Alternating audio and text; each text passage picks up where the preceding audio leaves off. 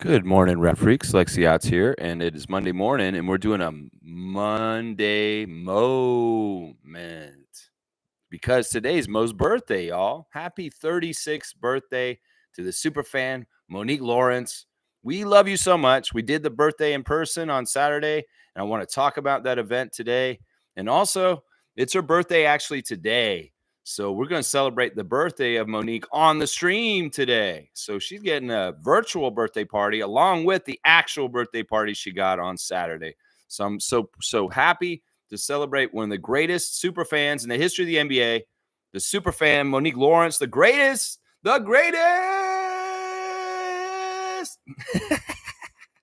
Yes, Mo, happy birthday. I hope you got up and had a great day so far. And yeah, we're going to start this day off right on the Raptor Freak stream this morning. The event on Saturday was amazing. We had such a great turnout. I appreciate everybody from the Raptor Freak family that came down and was a part of everything. Of course, we saw Naco the Nacho showed up. Thank you, Gerald, for showing up. David and Peter and Morgan, of course, came down with Adriana and I. We also had Neil showed up. Blackhawk showed up with his daughter near the end of the event. We had such a great contingency. Evelyn, of course, Granny Evelyn made it down for it. We had such a great contingency. Of course, great to see Monique's mom, Jackie, and her sister, NECA also. It's just a great event all around. And we had some special friends from Monique's friends from MLSE itself. And that was fantastic. It was just really, really great. The vibes were fantastic. The conversation was Raptors related and Monique related, and just good times were had by everybody. The food was very good at NBA restaurant. The service was fairly good too. And so we were pretty happy with the venue. And I think we may have another one at the NBA restaurant in the future. So yeah, it was a good time. We got there a little bit after 4, but thankfully Mo and Jackie were already there and settled in at the table. I was a little worried about getting there on right at 4 to help Mo secure the table at the NBA restaurant. It was very busy downtown on that day. The parking lot was very full. There were a lot of tourists and people walking around on the Queens Quay enjoying the beautiful day. There was some rain too, but definitely very active down there. And the restaurant was busy, but not completely packed, thank God.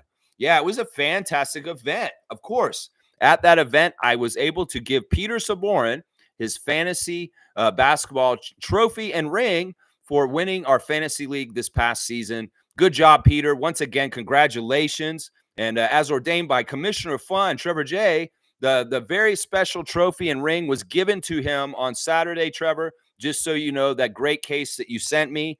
Yeah, Peter got his ring and his trophy.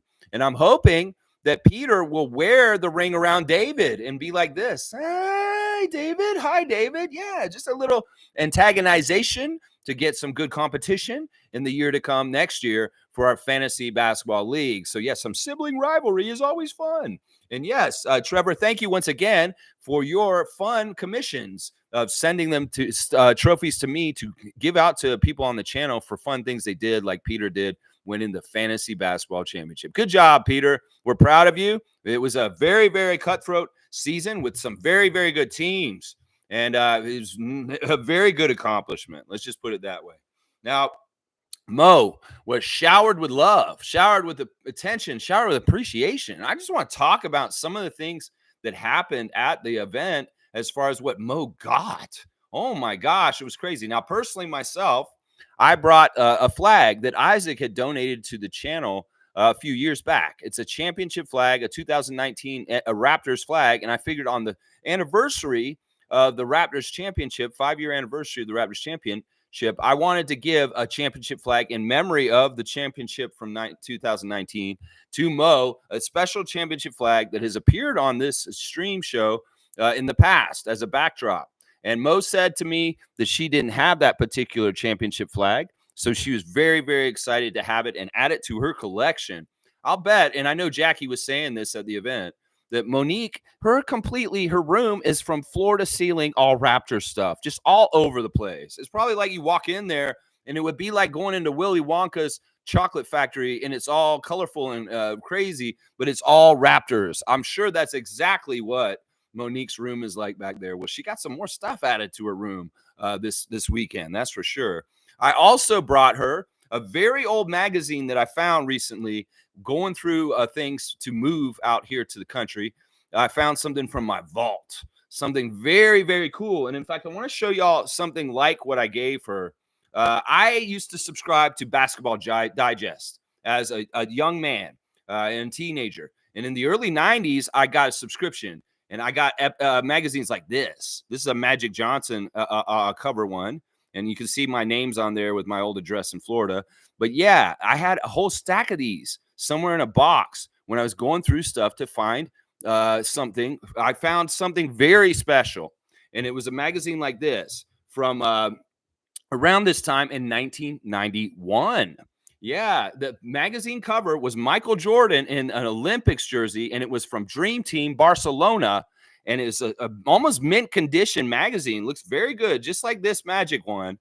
And I gave it to Mo, and it's because it's an Olympic year, and Team Canada is competing in Paris this summer. I wanted to give her a very special memento, and this is from before when the Raptors existed, when the Dream Team around 92 in Barcelona was going on. So I gave her a practically mint Basketball Digest magazine with Michael Jordan on the cover in a USA jersey for a Dream Team. I have no idea what it's worth, but yeah, it's a very nice magazine. And don't take the sticker off, Mo, because it'll hurt the value. The sticker's fine. Don't worry about the sticker. I've seen collectors leave stickers like this on there, and it's fine. It doesn't hurt the value. It'll hurt it more if you rip it off. So just so you know. But yeah, I have a whole stack of them here, and I just happened to give her the best one, the one that had Jordan on it. But yeah, here's one with Magic, of course, and maybe that's like got Cool Cat's name on it. Then we got a Reggie Miller one here. It's Miller time, y'all. Yeah, here we go.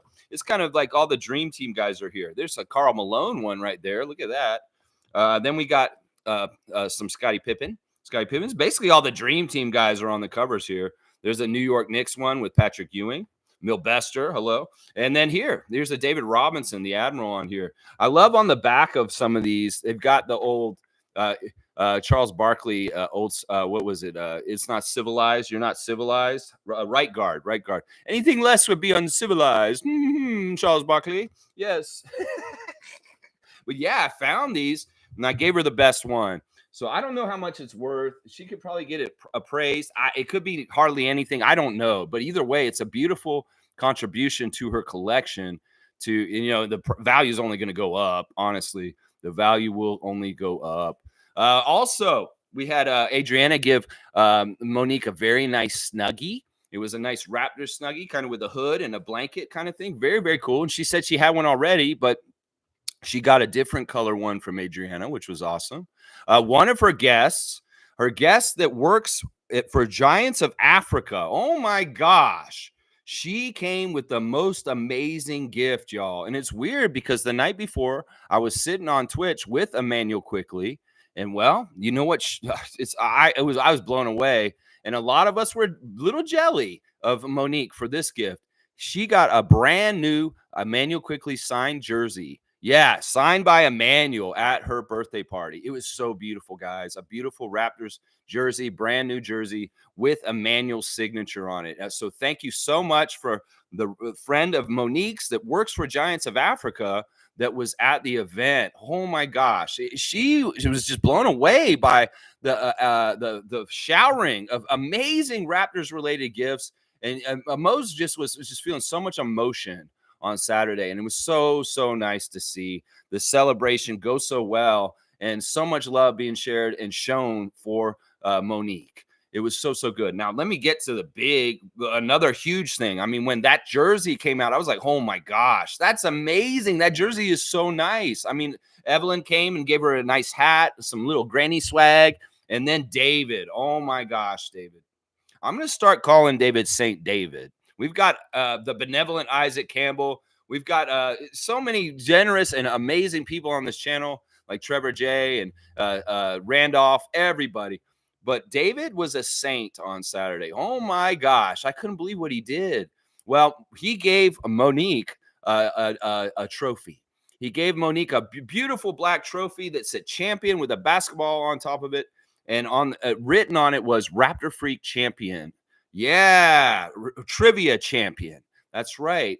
We know Mo is really good at the Raptor Freak Classic Jurassic trivia. We know she knows most of the answers and stuff. In some ways, it's a fast game.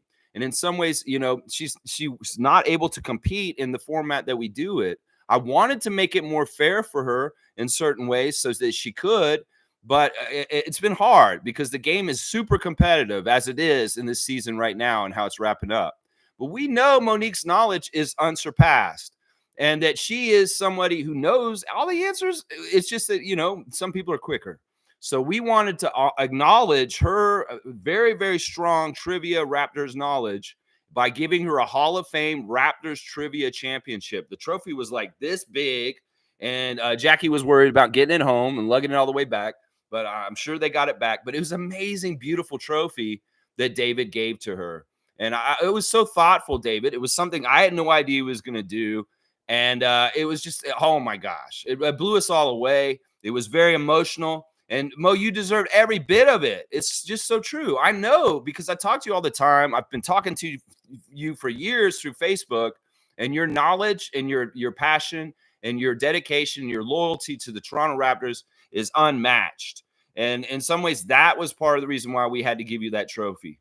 Listen, Mo's a community champion officially with MLSE and the Toronto Raptors. We know this. We've seen the footage. We've seen the press conference with Randy Urban.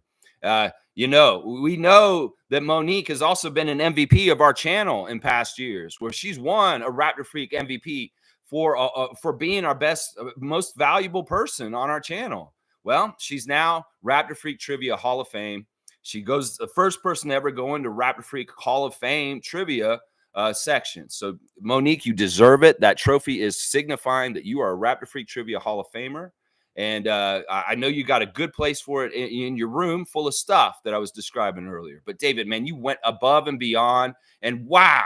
And there are more things we're going to tell you about with David in the future, guys. But we got to finish up this trivia season, which we're going to play tomorrow. And now I want to say this. We're going to change the time for our trivia tomorrow because Fiercey has a very important meeting at 10 a.m.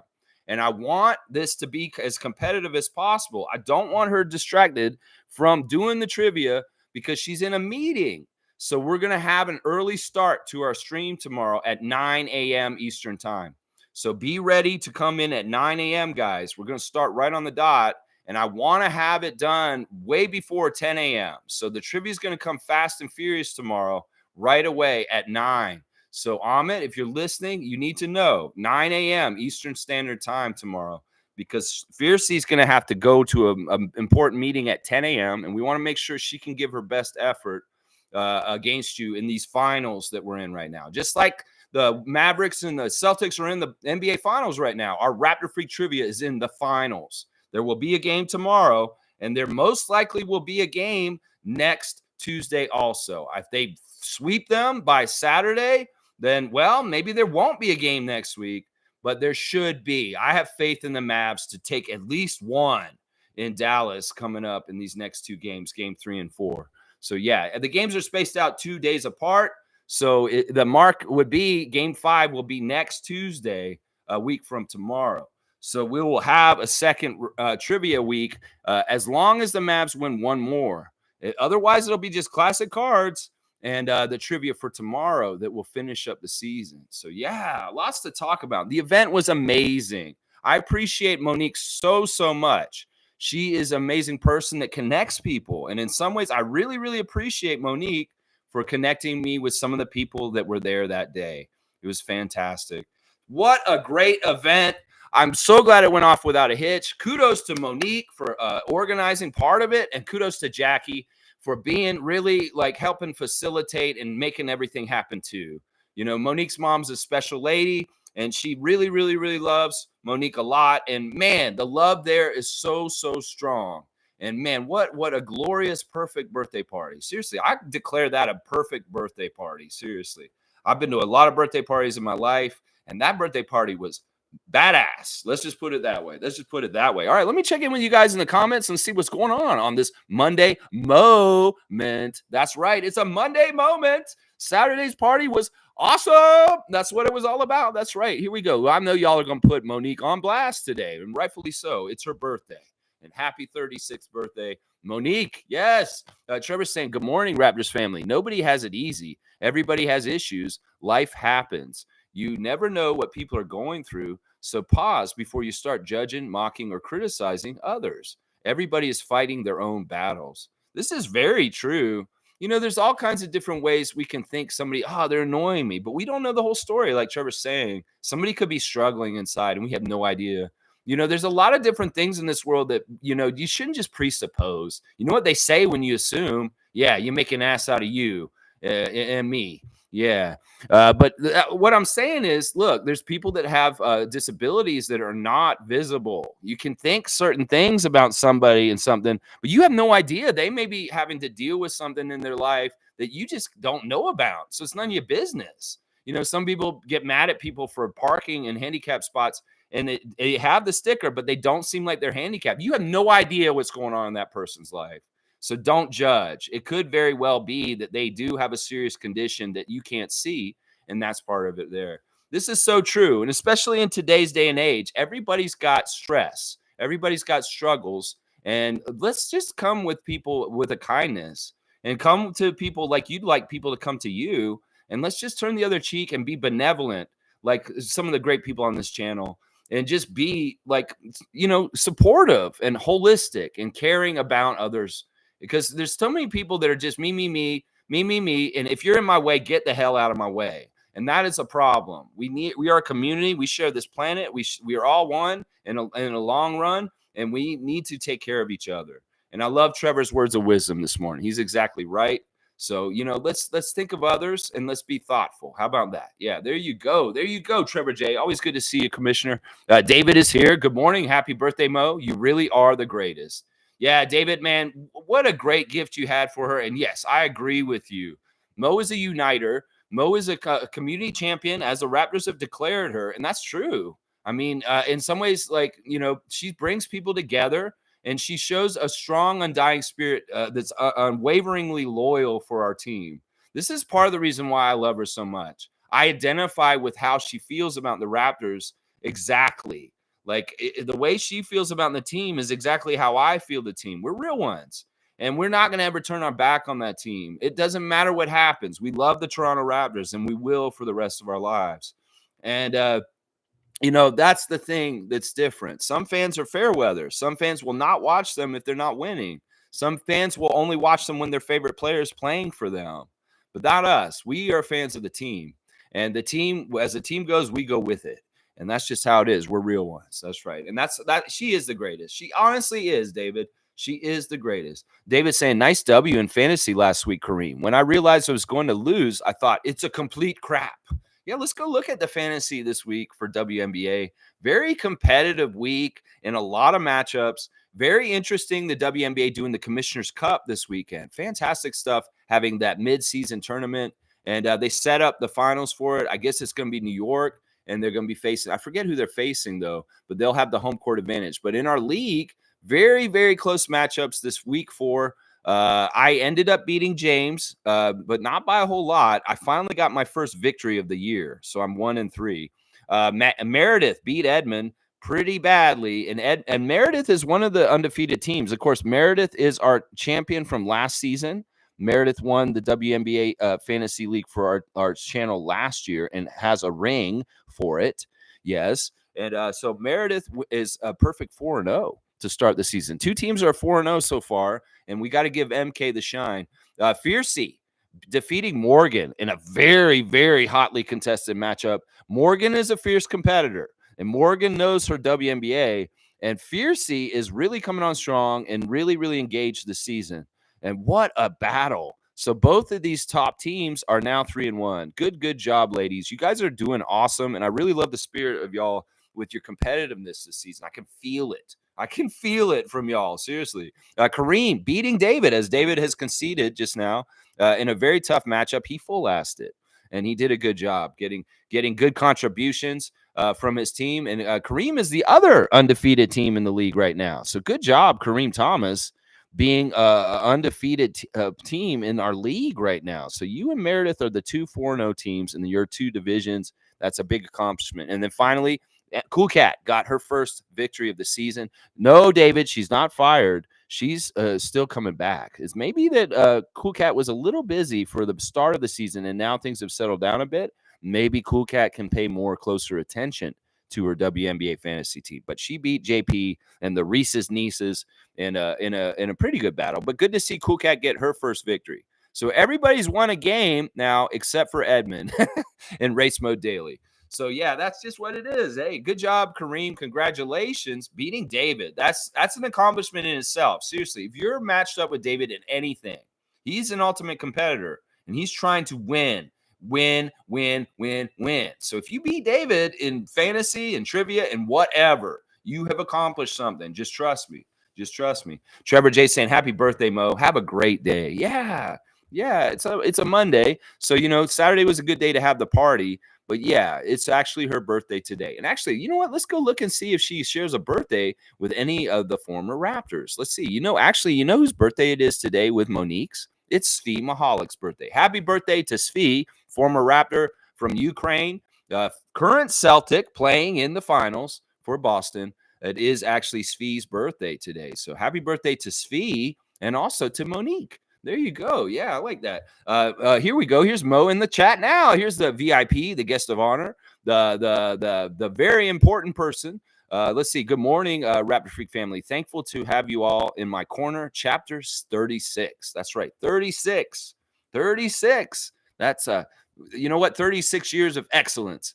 And well, 25 of it, or no, wait, 30 of those years, Raptors fan, big time Raptors fan. There you go. James is saying happy birthday, Mo. Enjoy your day. There you go, James. I appreciate playing you this week. And Kareem, I'm playing you this week in the fantasy WNBA. So Kareem, you're up next.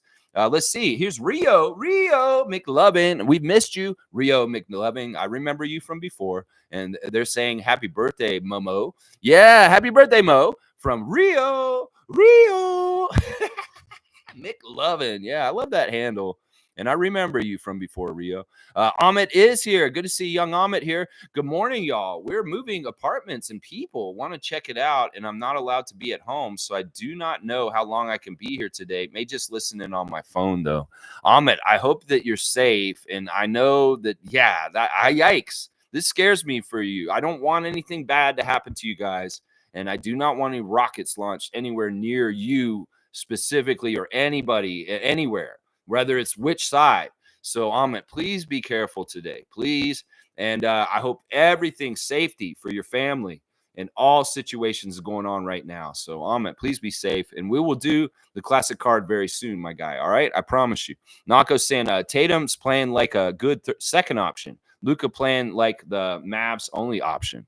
This may be the biggest problem in this right now. It seems like the Celtics have a lot of options right now to go to with Porzingis back. And, last night is actually Drew Holiday, who was the driver for the Boston Celtics, the leading scorer, who carried them. And that's a really good option. I mean, they've got Brown, White, Tatum, Holiday, Porzingis. These are all different guys that can step up big and be the leader for them on any given night. And you could even start getting into things like, well, Sam Hauser just gets hot and he just starts bombing and going crazy too. Yeah, I'm disappointed that the Mavs did not win last night. And I do really feel like you're right, Nako, that the Mavericks are just not shooting enough cylinders off in their engine to be able to compete with what Boston's got going on right now. Luka can't do it all. Kyrie's got to wake up.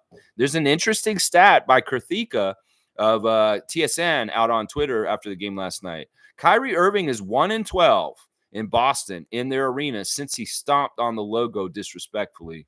I don't want to think that has anything to do with it, but Kyrie, break this, man, and get going. Luka needs you badly at this point. And, they were down by quite a bit, and they came back and closed the gap to 5 by the end, but too little too late. I was really hoping that ref crew was going to, they weren't too bad, I don't think. Tony Brothers, Bill Kennedy, and John Goebel. But wasn't to be. Boston and Drew Holiday had other plans for how the outcome would be. It is what it is. Well, hold serve in Dallas, Mavericks, to have a chance to still win the championship. You've got to win in Dallas the next game. You just have to. You go down 3-0, well, it's curtains for you, is what I will say. Yeah, thank you, Nako, for being here this morning and also for showing up on Saturday, Gerald. If you guys don't know, Gerald's the one in the picture going like with the peace signs. to the side there. That's Naco the Nacho. We love you, Jerry. Jerry's a long time friend of mine, and I really appreciate Gerald a lot. He was one of my guys in the Schmendricks, a play that I wrote, which was a show that was put on in Toronto, and it was well attended and sold out. And we did fantastic on that show. And Gerald was one of the Schmendricks. It was a group of comedians that I had put together in a show, and Paul Bellini of the Kids in the Hall was involved in the show too. So yeah, I'm very proud of that project, and Gerald's was a big part of it as one of the Schmendricks brothers, Jerry Schmendricks. Yeah, those were the days, Jerry. And rest in peace, Donish Ahmed. We miss you to this day, Donish, one of our Schmendricks brothers. We miss you, Don, so much, Donish. All right, let's see. Ahmed saying, oh, shoot, forgot about something. Laugh out loud. Happy birthday, Mo. Yeah, it's Mo's birthday today. It's actually her birthday today. Tom Duke saying, haha, spot on, Nako. Where is Kyrie at? Happy Monday. Let's go, Mo. That's right, Tommy Duke holding it down in Victoria for us on the West Coast. And yes, of course, he's a big fan and supporter of Monique. He got to meet Mo when he came to Toronto last season. And yeah, we love Mo so much. And Tommy is a big diehard Raptors fan, just like we are too. Trevor's saying, playing like they want to get swept. The Mavericks. Mark Cuban don't want that. No, he don't. Jason Kidd don't want that. No, they don't. Yeah, wake up. It's too bad that's part of the problem I've said with the Mavericks in the last couple of years with Luka and Kyrie. It's too top heavy. And there may not be enough medium talent in between to kind of be the third option or the second option. PJ Washington's trying. In the past, it may have been somebody like Tim Hardaway Jr., that would be stepping up as that third scorer for Mavericks and things that they're doing. But, man, they're not finding it. Gafford, maybe you could wake up and contribute a little bit more yourself. I don't know. In some ways, the Mavs have gotten way further than they thought I thought they would, and they've overachieved already. And maybe that ceiling is hitting that head, especially with the organized, consistent Boston Celtics team, the way they've done things this whole entire year. So we'll just have to see. Tommy's saying time for Boston to start choking. That's what I'm talking about. That's what I'm talking about, Tommy. That's the future I want to describe coming up as a diehard Raptors fan. Let's see some choking right now, green and white. Come on now. Choke it. David's saying, just keep giving Tatum the ball. That'll do it. David, you want to dunk? You got to dunk for that one. That's hilarious. Yeah, that's pretty good. Yeah, just feed him. Overuse Tatum, and you were good. 110, David. You're at 110 dunks. Let's see. Trevor J saying, Canada captured the bronze medal yesterday. Yes, in the America's Cup down in South America yesterday, they had the bronze game, and it was Canada versus Dominican Republic again, and they dominated them. There's people are saying, the experts and people that have been watching them very closely, that they very, very much look very, very good. I watched the last quarter of that game yesterday, and we saw Oliver Ryu out on the court, and he's really impressive by his size. It's insane how tall he looks compared to average NBA size players. You could have a 6'9" out there guy with him, and he still looks like a little child next to 7'6" Oliver Ryu. Now, if Canada is going to be like a team of Wemby soon, Team Canada, I'm all for it.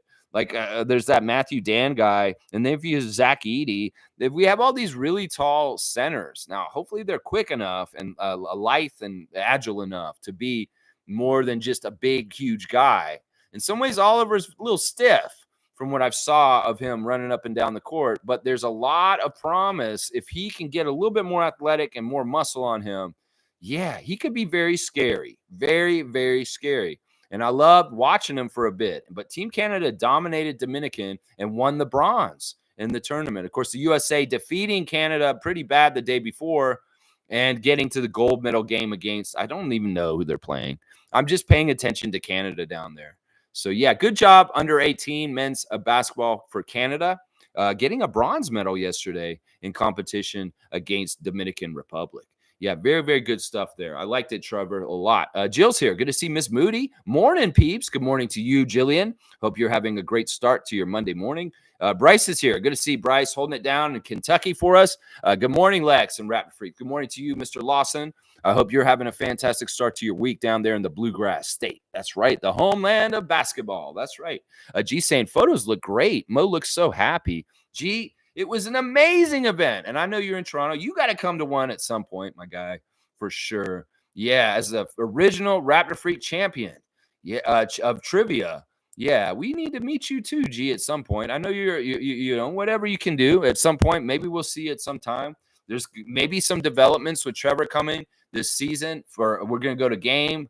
Maybe you could be a part of that too, G. But we'd love to meet you too. But I know it's up to you, obviously, of course. Yeah, there was a lot of fun there. We had a great turnout. Lots of you know, family and friends, and then also the RFF was there strong also. And yeah, it was an awesome day all around. G. Yeah, the photos are awesome. If you're in our Raptors Facebook group, Raptor Freak Facebook group, you can see more of the photos in our chat there. And that's yeah, but also there's a couple that are put up on I don't know, you can see the one that's in the picture for this stream, obviously. Jill saying happy Mo Day. That's right, happy Mo Day. Let's just call June the 10th Mo Day. We could call it Mo Day in the future. It's Mo Day, y'all. June the 10th is Mo Day. Let's see, Smooth saying happy everything went well. You know what, Smooth? I had a little anxiety and nervousness. I was really hoping it would be a fantastic party, and it happened. It happened.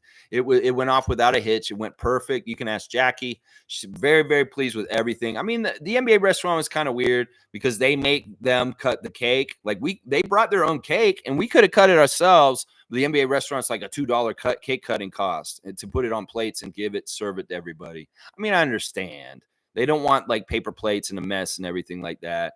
So it is what it is. But the cake was beautiful. And yeah, it was just laughs and smiles and stories and just hanging out and just enjoying the person that SuperFan Mo is. That's what I'm saying right there. Yeah, and you could tell there's pure, unadulterated love from everybody that was at the event. People that just really, really care about Mo sincerely and deeply. And that's awesome. I love seeing it. I love seeing it. When the emotion started, there was emotion around the room. It wasn't just, yeah, it was beautiful. It was a beautiful thing. Let's see. Smooth saying happy birthday to Mo also. And Fiercey saying good morning, fam, and happy Monday. Although I had my family functions, my thoughts were with y'all, and I saw the pictures. It looks super fun. Happy birthday, Monique. It really was. It really, really was a lot of fun. And Fiercey, I hope you had a fantastic time in Montreal this weekend at your niece's communion and all the other things that were going on with you around family functions. Of course, we knew you were busy, but you were there in spirit. And of course, we were thinking of you also. Bryce is saying, happy birthday, Mo. That's right. Happy birthday, Mo. Happy birthday. Happy birthday. Happy birthday to you. I might sing a couple times today. Fiercey is back as a member. Thank you, Fiercey, for re-upping as a purple level member of the channel. So I guess you figured out the issue, and I'm glad you did. And always happy to have Fiercey supporting the channel. Guys, if you want to be members of the channel, you get access to being my Facebook friend and access to the Facebook chat and being able to talk to us on the 24/7 chat where we're breaking news all the time. If Scotty Barnes goes live on Twitch, we know because somebody's posting it in there right away. And, you know, that's the kind of stuff you get there. If there's a trade or any kind of huge breaking news, like the OG trade this season, we will break it on there at the moment. So if you really want to be absolutely in the know, and you know how I inform everybody on this channel, on this live stream, well, if you want the information as it's coming in, breaking, you'll want to join the channel and be in there with us because it's not just me bringing it. Monique is bringing it. Trevor's bringing it. Fiercey's bringing it. Cool Cat's bringing it. Everybody in that chat is bringing it. Actually, I don't know if Cool Cat's in the chat, but everybody that's in there is sharing their information as they find it, as we know of what's going on with the Raptors. So it's kind of like a community where we love the Raptors. We want to know what's going on. And if there's things going on, we know because we all share it. So yeah, Fiercey, thank you for re-upping as a purple level member of the channel. There's also other perks that happen and as they come around. So channel membership can have its perks. There are some special content things that I make that are only for channel members. So yeah, Cool Cat is here. Good to see the coach, Cool Cat. I love you, Cool Cat. Good morning, Raptor Freak crew. Birthday pics look awesome.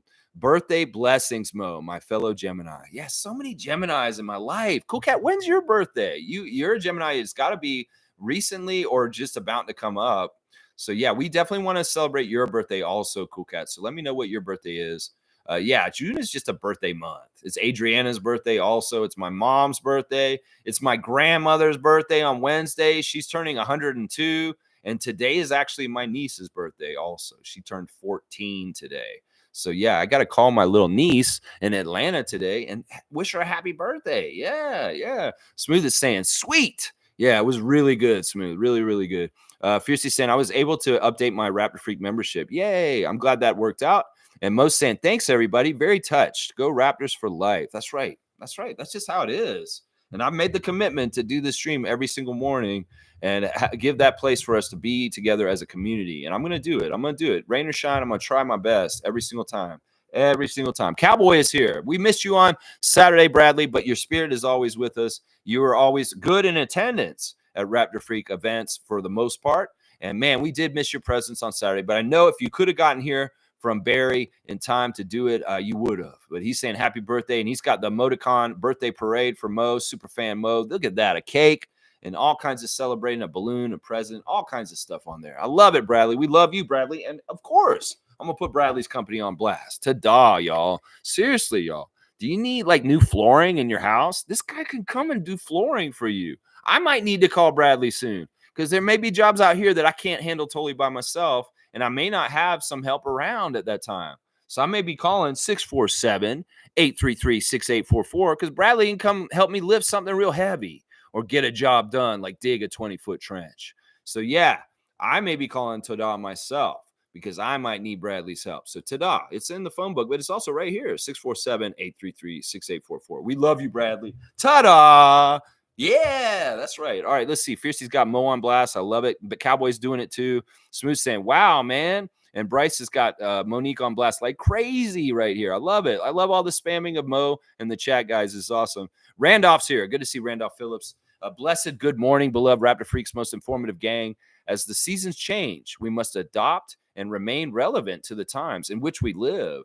This is a very interesting topic, Randolph, that you brought up in your words of wisdom today. You know, the world is changing. Something like what I have going right here is possible. This wasn't necessarily possible in years before. The internet and the freedom of YouTube for creators to do something independently is fantastic. In some ways, it's a Wild West. In some ways, it could very much evolve. In some ways, the way people get their information and the way they ingest their entertainment is absolutely evolving quickly. And in some ways, and I'm a pioneer. You know, this could be very much the norm in the future where more people are doing content like I'm doing, like this way. And in some ways, I feel like this is a great way to reach out holistically in a very authentic way and very much try and do some good for society.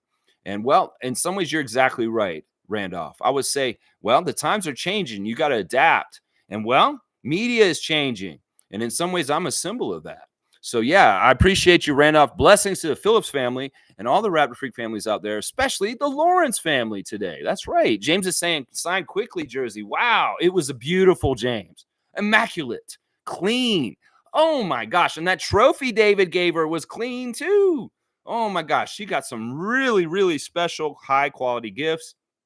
And that Emmanuel Quickly jersey, I'm telling you, I was driving Evelyn, Granny Evelyn home after the event. And Evelyn and I were like, yeah, that jersey Mo got, I'm so jelly. We were both so jelly of the IQ jersey she got. It was the big, beautiful signature on it. We were very jelly. I'm not going to lie. Granny Evelyn's like, yeah, you know, she loves her swag. She's like, man, that swag that Monique got at the party, that was the swaggiest swag. Yeah, we were saying that. It was swaggy swag. Yeah, yeah. Jill saying stickers plus price tags help value. Yeah, I'm going to figure it out. I mean, you know, listen, yeah, you're saying like with this on there, the stickers help the value on here. Well, it happens to have my name on it, the Raptor Freak on there. So I don't know if that'll be valuable at any point, but at least it has, you know, it's the real deal Holyfield from the old Raptor Freak with Alexiot's on there. Yeah. Yeah. Let's see. Tom. Yeah. Price tags help the value too. Yeah. That's good for any collector. Don't go ripping stuff off because you're like, oh, what's this on there? Because that can hurt the value. It's very much true. Thank you, Jill. Tommy's got a bunch of emoticons on blast. We got that Vince Carter Raptor logo going. Number one, we got Mo, and we got a RFF champ and MVP. That's right. That's right. She's definitely an MVP for our channel and definitely Trivia Champion Hall of Fame. That's right. David's saying Monique is the trivia godmother. She's got the mother ball. That's what he's saying. She's got the mother ball. That's very cool. The mother ball of trivia championships. That's right. She knows all this stuff. We know it. I know it. I don't have to even question her because the questions, she knows all the answers. That's just how it is. Cowboys got Mo on blast for real. And David's saying Jillian's calling him Saint Saborin. Saint Saborin. I'm saying Saint David. We might start calling him Saint David. He's going to have a new title on this channel, though, soon, guys. And it's going to be very interesting. The evolution of this channel is starting up, and David's got a big role in it. I just got to say that. Yeah, Tommy's saying, good work, Saint David. There you go. Yeah, he killed it, Tommy. You'd be so proud of our friend David. You would. Let's see. David's saying, Mo knows more about Raptors than most of the chat combined. It's true. It's true. I mean, look at her write-ups. It's one of the things I look forward to after games all the time. When Mo does her thoughts after the game and she puts it all down, you can see how much she's an analytical mind and how much she knows basketball.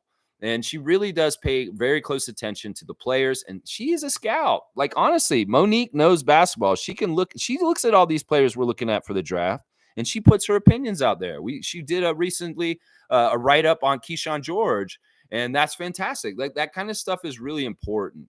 And I trust her opinions. I trust her write-ups, and they're informative. They help me. They kind of help ground me and give me some ideas in some ways for the stream the next day, because some of her observations are just so on point. So, yeah, I really appreciate her write-ups. That's a part of what she does that is so helpful. And really, one of the things is, as much I'm trying to educate Raptors fans on basketball and some of the stuff they just get so stupid about. Like, they don't understand the game in some ways. Well, Monique's doing the same thing.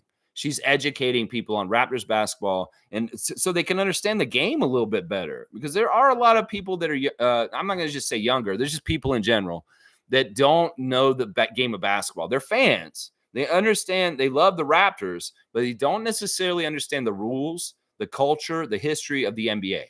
And in some ways, Mo and I were definitely there, and a lot of you guys are too. So, yeah, I love her for that. In some ways, she is a beacon of information that spreads information for everyone to ingest. And that's very appreciative. Yeah. Let's see. Fiercely saying, very nice gesture from David to Monique. Totally deserved. Exactly. Totally deserved. Everything that happened with Monique on Saturday was absolutely deserved, for sure. And that's why, that's why we were there, and we really wanted to show the appreciation. Let's see. G saying, good stuff, David and gang. Mo deserves it. That's right, G. That's right. And dap to you, David. Good job. Cowboys saying, good job, David, too. And Fiercely saying, 9 a.m. Let's go. So, Amit, you heard me. It's going to be 4 p.m. your time tomorrow. We're going to start the trivia early because Fiercely, MJ, is going to be having a meeting at 10. So we got to get that done before 10 a.m. before she has to go do some important things. So, yeah. And David's dapping Fiercely. And Amit saying, it's no fun to win if it's a blowout. So good luck, Fiercely. There you go. You guys are awesome. I love how you guys are being very, good sportsmanship. And I love the competition. Seriously, the battle that you guys have had this season has been very intense, and none like a sweep in the finals or anything like that. This is going to be close. I know it will be close no matter what between the two of you. Ahmed is currently like 20 points ahead of Fiercely, and that is it. And their point totals are almost 10,000 each. So it's that close. Like, one good question, one answer right now, a 50-point answer is going to get a 30-point lead for Fiercely over him, and he'll get a 70-point lead if he gets it. So it's that close right now. And I'm so proud of both of you. Whoever wins, I'm proud of both of you. And I want you guys to continue to play into the future and do your best. Amit, you have such a bright future as a young man. You're so young. You're just a teenager. And you already have a great knowledge base of the NBA and the Raptors specifically. And I commend you on that. In some ways, you're a lot like me. When I was your age, I was getting these magazines. And this is how I was learning about the league, with stats and stuff. There was no internet then, Amit. There was no internet then when I was your age. But either way, I really appreciate you being a student of the game.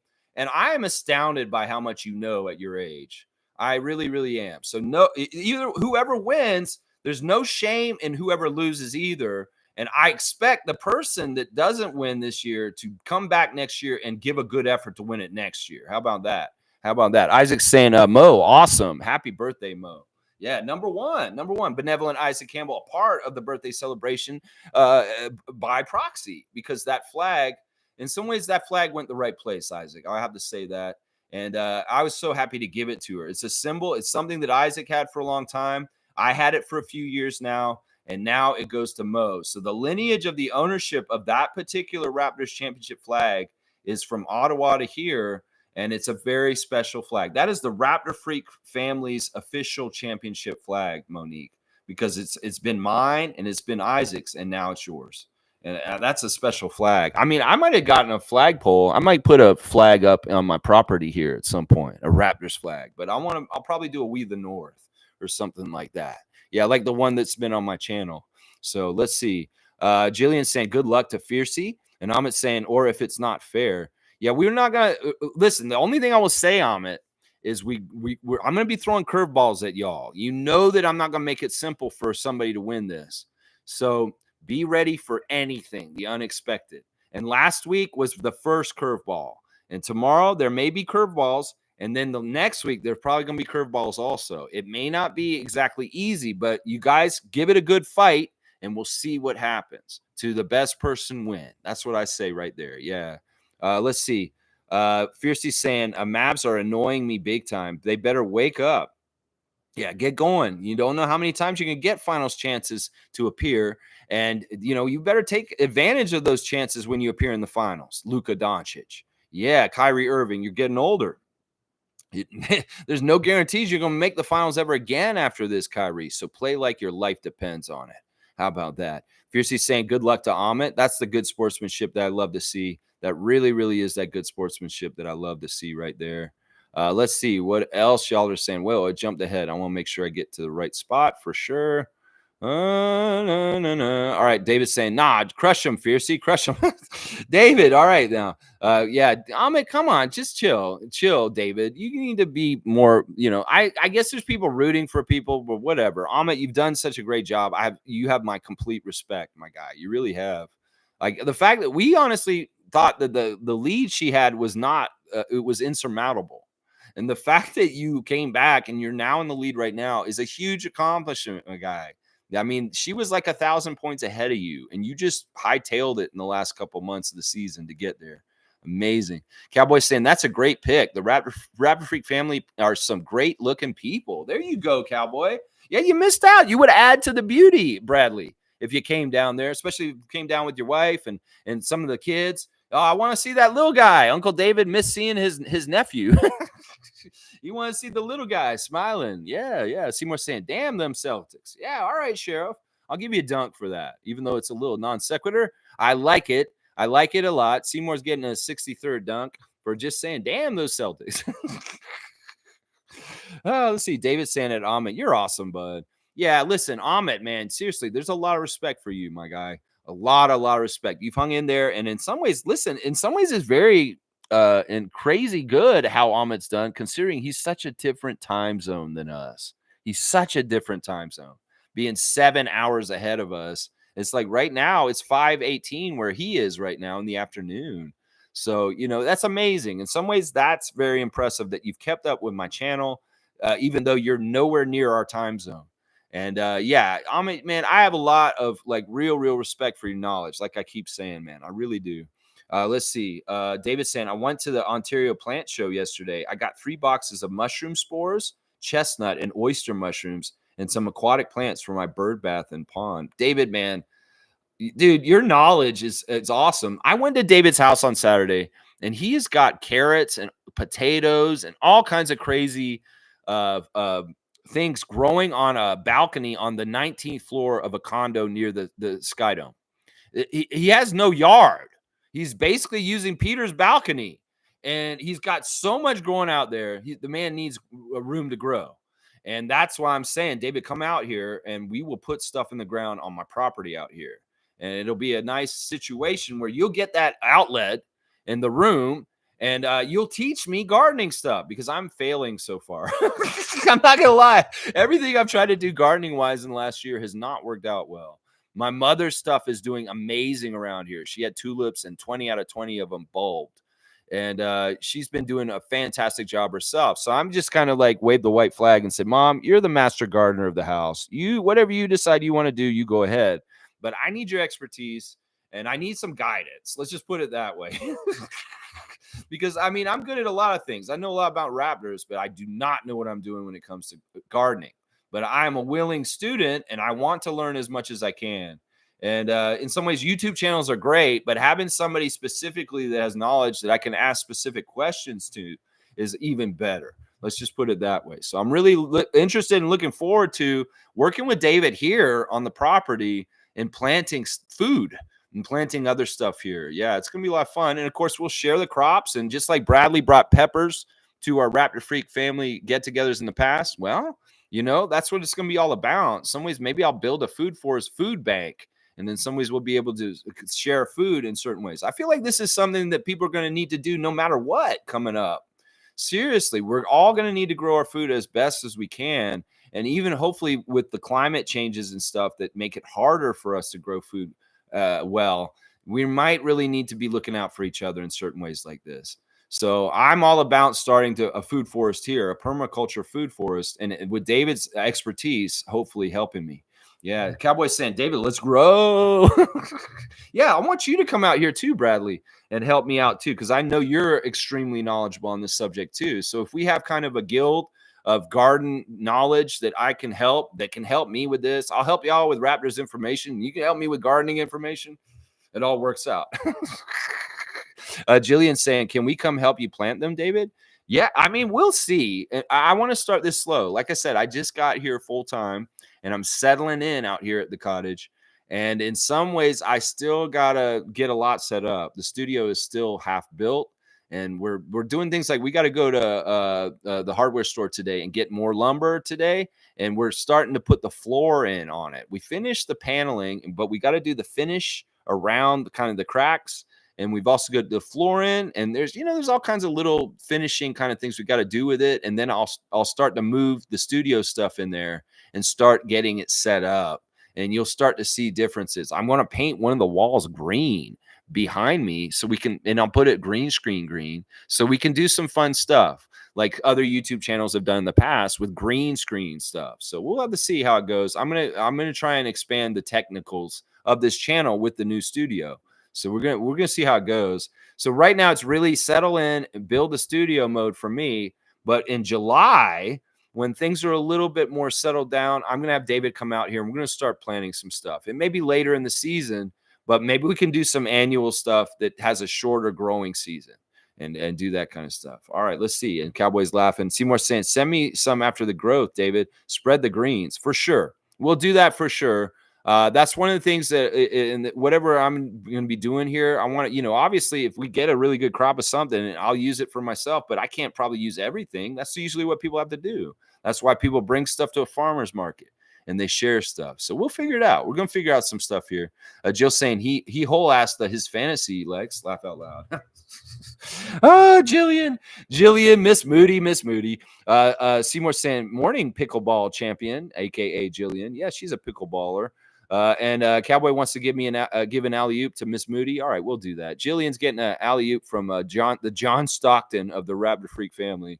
Let's see, where's Jill? There she goes. She's got a Charles Oakley 34 now. You got that Charles Oakley 34, Jill, rocking the oak tree. That's right. And Jillian saying hi to Seymour and Cowboy. Let's see. David saying the box of mushroom spores is really interesting. You literally peel off a square in the center of this box, cut an X in the bag that's inside the box, and mist it daily. That does sound really interesting and cool. Very, very cool. I have natural mycelium in the soil out here. So there's a lot of very interesting different varieties of mushrooms on this property. And I'm noticing them in weird places and different places too, because I have like half-century old fir trees and pine trees on this property that are like 100 feet tall. There's all kinds of crazy root systems, and I'm sure there's amazing amount of mycelium on this property right now. So I'm very interested in non-traditional gardening, David. Not necessarily like just a garden with like vegetables and stuff. I'm interested to see the stuff that has to do with the mushroom kind of stuff and really activating some of the natural resources on this property that have been growing over the last 100 years. So that, I don't want to go against nature and make it my will on what's here. I want to go with it and what's already here and use the advantages of what here. Some people will go into a property and clear cut it and just make it their own vision. I don't believe that. I believe that there's resources and amazing things built into this property naturally over this time, and I want to utilize them instead of destroying them, just in a fancy of my ego. So, in some ways, my philosophy for permaculture is very much nature's boss, and let's work with it. I'm not just going to say I'm going to plant this just because I want this in the yard. If nature don't want me to have that in the yard, well, I ain't going to have it in the yard. So I'm going to go with what nature wants me to have there. If the ground's too acidic, I may be growing more berries, is what I'm saying. So Cowboy's saying good morning to everybody and happy birthday to Mo from Carlo JS, a great Raptor freak. Carlo, we love you. Always happy to see you in the chat. Cowboy saying, what kind of mushrooms? I don't know. He's got a couple there probably. Fiercely saying, hi, Cowboy, and ta-da. And David saying, the guy told me you can also get a log, drill holes in it, and put the sawdust with spores in the holes, wax it off, and soak it. He said it'll grow for 7 to 8 years doing that. Nature Lion is the company. You know, David, I have a lot of fallen logs in the yard. I have some stumps. There's a lot of different things here that we have kept natural. So there's already really good environments to just apply mushroom stuff like this if you want. Yeah, I really am trying to do this very much with nature. Half the yard will be manicured and cut and done things with like raised beds and stuff. But the other half of the yard will be a pollinator wild garden that has all kinds of just natural stuff and untouched. So I really do believe that's important. Because, you know, the pollinators have to have their natural stuff to go and pollinate and stuff. And it'll help the actual garden that you want to build yourself. So we may be getting too on the green thumb right now. But I know we're all very excited. I know I am. You are, and Bradley, about the new chapter for me out here. So, and I want you guys to be a part of it. I'm serious. Very, very, very serious. Let's see. Jill saying, Cowboy, you're now in the Facebook chat under Raptors Den, a Raptors group. Yeah, he is Raptors Den on our Raptors Freak Facebook chat at this point. Bradley did get back on Facebook, and that is Cowboy. Yeah, he's telling Cowboy that he has chestnut or oyster mushrooms. And Jill's saying, what about shiitake and portobello? I don't know. We'll branch out maybe at some point. Amit saying, we're moving like across the road, laugh out loud. Where we live now is way too expensive. Okay, as long as it's not for safety reasons or anything like that. Yeah, okay, well, a downgrade and maybe it's just as nice. Who knows? Maybe it's a smart business decision because the rent is lower or something, or maybe it's just a better place. Well, good luck with the move either way, Amit. Firebolt's here. All right, we got check-ins from both coasts of the country now. We got Tommy on the West Coast, and we've got Carla on the East Coast in the Maritimes. Holding it down for us. Firebolt, good morning to you. Good morning, Lex and Raptor Freaks. Happy birthday, Mo. I hope you have the best day. Awesome. Thank you, Carla. We miss you, and we know you're here in spirit watching us at different times. Of course, you're a little bit later than us already with your time zone, but we appreciate you, Carla, as always, holding it down on the maritime side of Canada for us. Yeah, Firebolt, you're awesome. Mo's saying, right now, David, the trophy is on my dresser for now.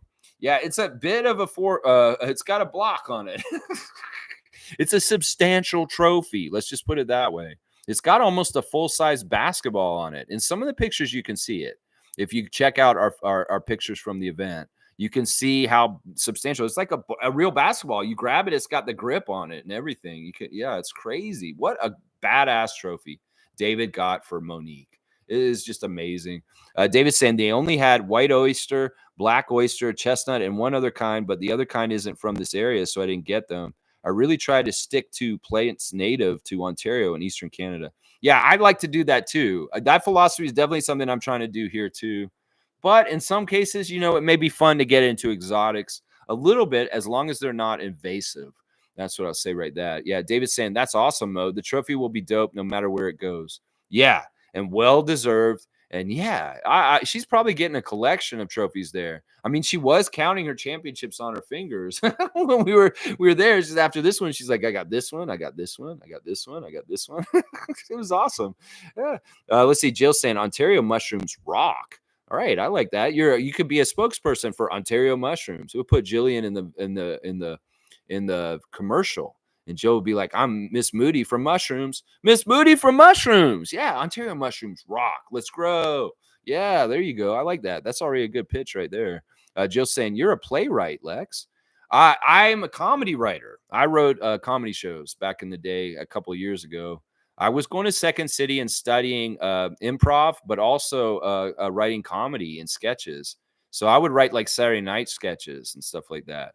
Saturday Night Live kind of things, those kind of stuff. That's what I used to write. And the Schmendrick show, the Schmendricks were four brothers that were kind of outcasts in society, that were performers and didn't really want to work regular, like the boring jobs. And they each have a talent. And one of them was a magician. And he really was a real magician. His name's Chris Mayhew. And we incorporated into the show his magic tricks. Like he would do magic tricks in the middle of the show. And then we had Donish. Donish was one of the brothers, Jill. And I know you know Donish personally while he was still alive. He was like a motivational speaker, just like he does the Toastmasters. Well, he was in the group too. There were four brothers. It was Don, Abe, Jerry, and we named Chris Monte Cristo. He was the great Monte Cristo, and he was a magician. And Jerry was a stand-up comedian like he was, and Abram was the other one, Abe. He was the leader, and he was kind of like he was an actor. And they were kind of like the Stooges. They were kind of bungling, and they were kind of funny, and they made a lot of jokes off each other. So it was a really, really fun concept, and I wanted to go further with it, but we did the first show, and then Donish died tragically. And we had plans to make this a series and try and do this every month. I was going to do a live show and write up a new script. And it was very political. Like one of the first episodes was about healthcare and not privatizing it. So, yeah, it was a very interesting project that I'm glad we got to do one. And Donish had never performed in front of people in that kind of a venue for people paying money. Ever. And he was so proud of that accomplishment that he got right before he passed away at the end of that year. Oh, man, it was so sad, Jillian. And if you had been in that show, you would have loved it because your friend Donish was in it. Yeah. Dana saying, happy birthday, Mo. Happy birthday from Canadian Dana. One of the real ones holding it down in the 416. Dana is a diehard true Blue Jay fan and also a diehard absolute Raptor freak. That's right. We love you, Dana.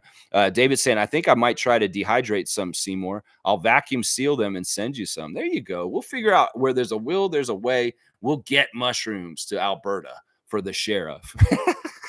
Seymour saying, wishing you many, many more birthdays, Mo. Happy birthday. There you go. The sheriff, the city slicker, sending his birthday wishes to you. Cowboy saying, fiercely, good morning to you. And Wayne is here. Good to see Wayne Strainer. Raptor Freaks, a team is only as good or will go only as far as their bench. Denver and Dallas do not have consistent role players. 4 or 5 players do not make a good basketball team. I think this is really true. I think Wayne is coming in with some wisdom that today's day and age, sure, there may have been superstar teams of big threes, like the Miami one and the Boston one that won championships in the past. But there really is, like, you have to be 9 deep at this point. If not for like versatility in your offense, for the war of attrition as far as injuries, next man up is more important in the NBA than ever. Injuries can change the ability for a team to be successful quickly. So you're going to want to have a lot of options. And in some ways, Boston's got that built into their roster and how they're doing things. And Dallas does not. And I think that's part of the problem right here when Wayne's hitting the nail on the head right here. So, Masai and Bobby really got to think about how the 9 deep looks. I think the Raptors in some ways have had a very good 9 deep, except for the last couple. I think we've been very strong, like top 7, but after 7, it gets a little And some ways it's the Malachi Flynn bench that was the problem the whole time. Now that Malachi's gone, can we get a really good backup point guard? Because in some ways the bench is as good as the backup point guard. That's just it's always been the case in the history of the NBA. The backup point guard is the leader of the bench, and they're the one who's supposed to rise them up. Our bench mob was because Fred was the leader of the bench, and he was coming up. Well, that's the big important thing. Now, I don't like young players trying to be the point guard in the NBA. They don't know what they're doing yet. And in some ways, that was the problem with Malachi. You need an established guy. So when they try and find a backup point guard this summer, I really, really, really want the Raptors front office to get an experienced vet that knows what they're doing. I'd love for them to get Monique's sister's friend, Corey Joseph. Let's get Corey back on the team this season. And even if he's just a stand-in for minutes, just as a veteran presence. Dennis could have done this for us. We talked about Kyle Lowry coming back to Toronto this season and being the backup point guard for us somehow, some way, maybe on a discount, and just being loved and as a GROAT here in our city. I mean, I was driving in Scarborough yesterday, and I saw an advertisement of Kyle Lowry, number 7, his face on the side of a sports store in Scarborough still. How long has it been since Kyle Lowry's been on this team? And the GROAT is still represented on a window of a sports store out in Scarborough. That's what I'm saying. Get a veteran point guard. Don't mess around with this, Masai and Bobby, because our bench is as good as the experience of the point guard that's running that squad. And that's why the bench looked good this past season when Dennis was on the bench. I like Dennis starting at the beginning of the year. I had no problem with it. He's the FIBA MVP. But when he was on the bench, our bench was better then because he was steadying it. And that veteran leadership is so important. Our bench has been so lost in the years of Malachi being the backup point guard. So that's just a cautionary tale I say right there. Wayne, great to see you. Always astute and always on point with your knowledge. Cowboys got Mo on blast. Yeah, David, respect to David from Seymour Pape. Yeah, he did it, man. He did an awesome job. Awesome job. And Mo had a fantastic birthday. G saying Celtics have great role players. Hate that I said that, whom are all helping in some capacity. Mavs are very dependent on Luka, but that's partly on him too. Goes hero ball a lot too. I heard Luka had a little incident with one of the owners of the Celtics last night where the Weissbach was calling for a technical on Luka, and Luka laughed at him or something. That's funny stuff. Yeah, I think this is true. And I thought that this is part of the reason why the Mavericks are just doing whatever they're doing is pointless. It's too top heavy with the 2 point guards being the most important, and there's just not enough. The gulf between Luka and Kyrie and talent between the rest of the crew is too vast. They need a couple of intermediary talent players between. And I don't know. There may be some easy adjustments for the Mavericks in the offseason to get a little bit higher caliber third player for their team. But yeah, this has been the Achilles heel for them for sure at this point in the playoffs. Yeah. Let's see. Cowboy saying good morning, Lex and Raptor Freaks. Let's go. All right. He said good morning. Tom saying Pritchard and White are their second options. Consistent killers. Yeah, Pritchard's a very good backup point guard as far as with his scoring and his tenacity. And Derek White is absolutely an underrated player in this league for sure. And he has been huge for them this year. He has been huge. Drew Holiday and Derek White in some ways have been a huge part of why the Celtics have had such a good year this year. Carlos saying acquiring Drew Holiday really put the Celtics over the top. I know that's why it pissed me off so much that the Bucks were so stupid. The Dame Lillard move really shifted the power in the East to the Celtics easily. And it was really dumb because they thought they were becoming the power themselves by putting Lillard with Antetokounmpo. But then, they send Drew Holiday to Portland, and then all of a sudden he's doubling back and coming to Boston. Big fail. In some ways, Milwaukee was better off just having Drew Holiday just stay there and not mess around with Dame Lillard at all. It was a really, really kind of a front office fail, if you ask me. The whole Dame Lillard sweepstakes. Sometimes things are just too good to be true. And that's what I would say in that situation when you thought about Dame being with Giannis. Yeah, Jill saying, have you Raptor Freaks truly given up on the Mavs? I haven't. I want them to win at least one. I don't know. We'll see. In some ways, the playoffs, it doesn't start until home team loses. And in some ways, well, the Celtics have hold court for their home court in the first 2 games. Well, Dallas now, they need to do it for themselves and then hope they can steal a game in Boston by the end of the series. So, yeah, it's about holding court for home. And, well, the first team that actually wins on another team's court, well, they've got a strong advantage for the rest of the series. That's for sure. Yeah. Kareem saying, sorry, I couldn't make it. He's sad. I know you were going to the cottage, though. And being down at Queens Key with the craziness of the traffic, Kareem, I don't fault you. Seriously, it's crazy down there. How many cars, traffic, just people all over the place. It's very nuts. And if you were going the other way out to cottage country instead, I understand why you couldn't drop through. So don't beat yourself up on it, Kareem. Don't worry about it. You've been to our hangouts before. We love you. And I will get you that book that I have for you for being dunk champion. Some point you will get your Doug Smith We the North book that you earned being our very funny, wittiest, greatest dunker of all time on our channel. So, yeah, you're going to get that at some point, Kareem. We'll figure it out. Don't worry. Yeah, Jill's saying, Trevor's coming here. Apparently, Trevor has told us in the fall, Trevor will be coming back to Toronto to visit, and we are going to have a get together around Trevor coming back to Toronto. So, Jill, if you can jump on that train or that car and get from Ottawa to Toronto when Trevor's coming, you want to arrange it that way, we'd love to have you as a part of that get together also. So, loosely, we're starting to early prepare the next Raptor Freak hangout around Trevor's arrival, and we'll let everybody know the details as they evolve and we get closer. So yeah, that's kind of what it is. Yeah, Kareem saying happy birthday to Mo on her birthday, 36, baby, 36, baby. That's right. She's rocking that 36, right? That's right.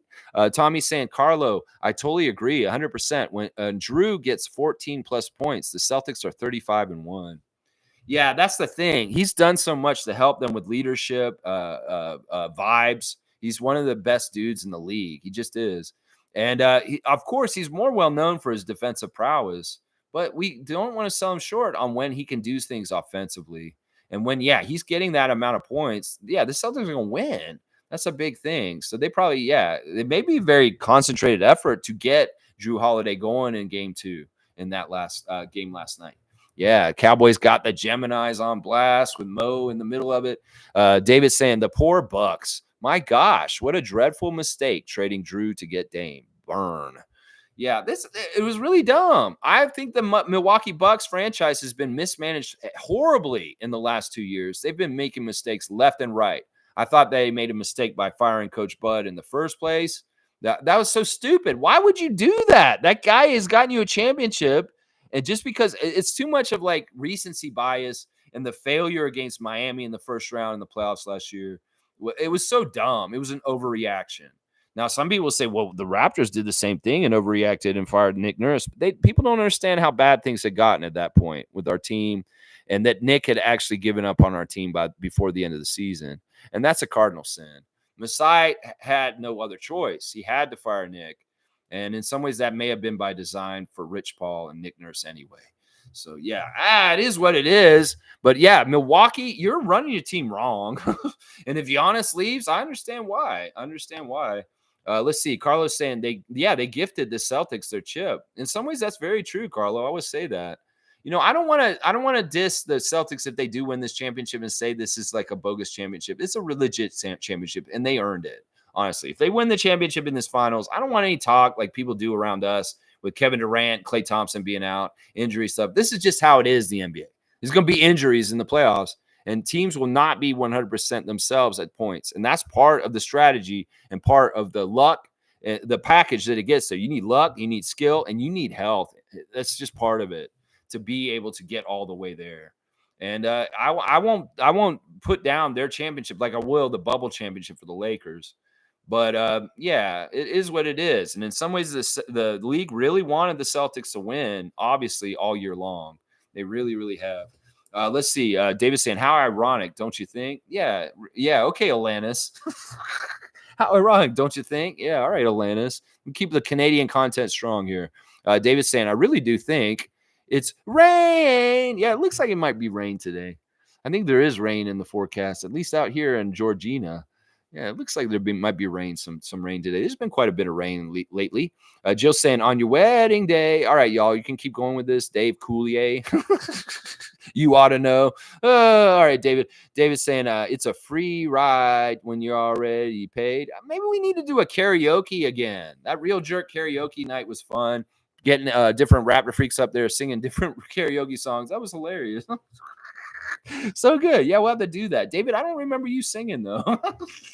Your brother got up there and did Cypress Hill, but I want to see David get up there and sing Alanis next time. That'll be good. Cowboy will do Neon Moon once again, and Kareem will get all crazy. Isaac saying, Mavs need some help fast. They better call Tada. Yeah, maybe. I don't know if that's on the list, Isaac. Backup in the NBA Finals for an NBA team. I don't know. Bradley, you probably could do that, though. You got a good height. He's about 6'5". The new backup point guard for the Dallas Mavericks, Bradley. Canadian Cowboy. That would be awesome. Fiercely saying, exciting to hear about the channel's upcoming enhancements. Let's go.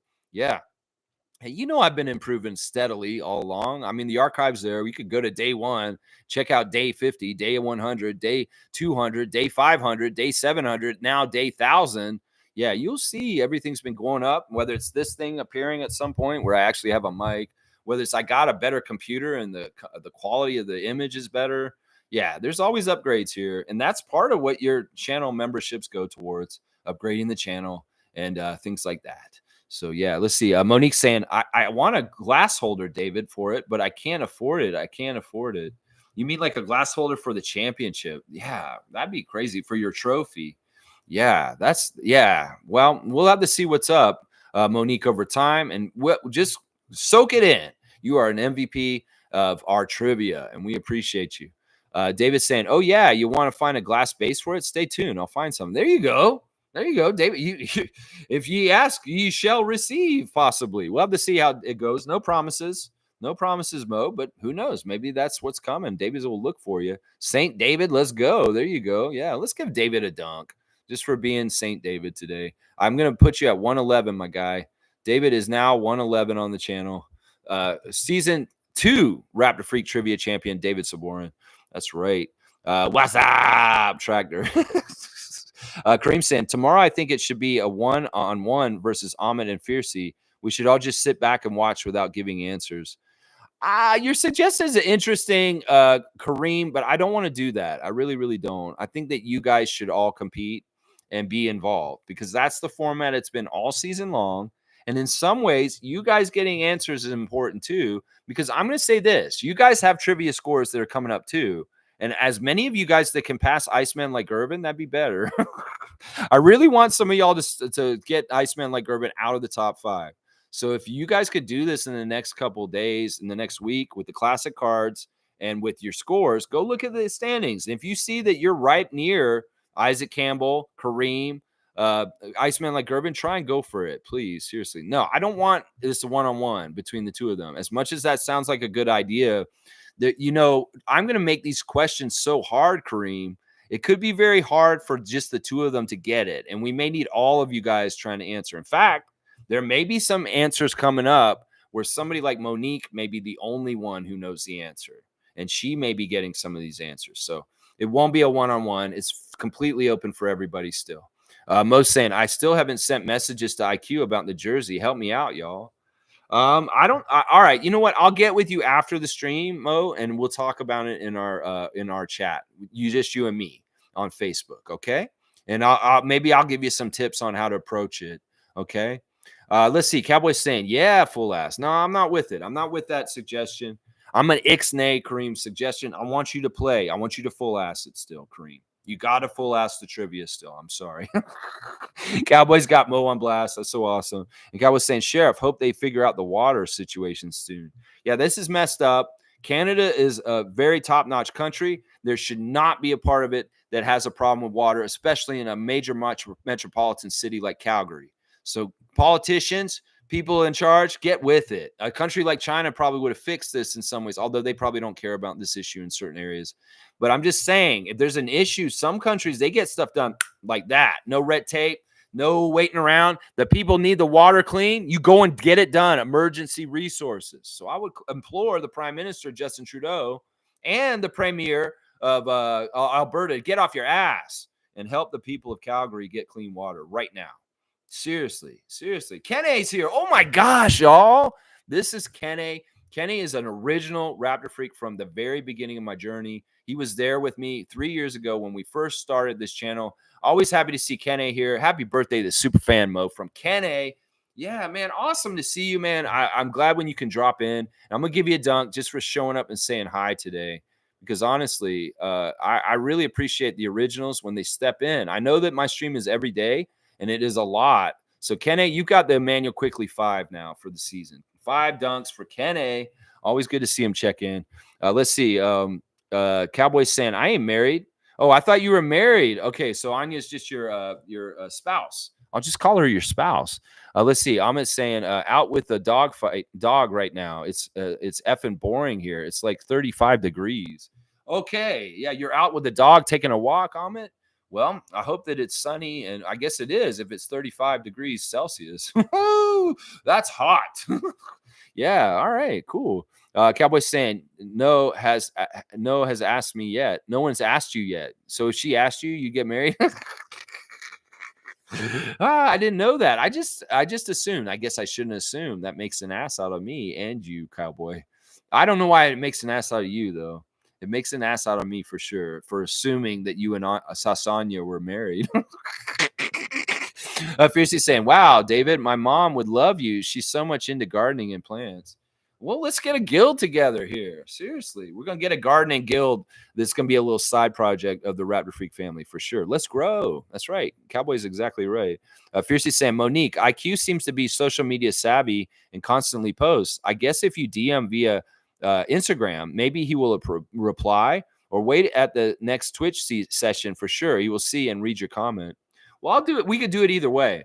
I think that that's what I was going to suggest her to do is to just directly message him on Instagram. And he may not check those messages, but some of the players really do. I would say this also. You know what? I think he's running the We the North 2K thing. He might be. It could be. And you may be able to tell them, say, I just got an Emmanuel Quickly signed jersey, and I just want to thank him. And he may get the message that way. Now, Instagram is not the avenue to reach Emmanuel. We can definitely do it the next time he's on Twitch live. And I've already started to build a rapport with him from the last session. And I will specifically myself, so Mo doesn't even have to do it. I will tell him what happened and thank him for her in the chat on Twitch. Because I know that Mo is not really on Twitch. And I could get him the message that way. I will. So we'll make sure that Emmanuel knows that how much appreciative you are of him signing that jersey. And of course, thank you to your friend from Giants of Africa for doing that also. Amazing thing done by your friend. And also, I mean, the fact that she could do that through the organization of MLSC is so special and so amazing.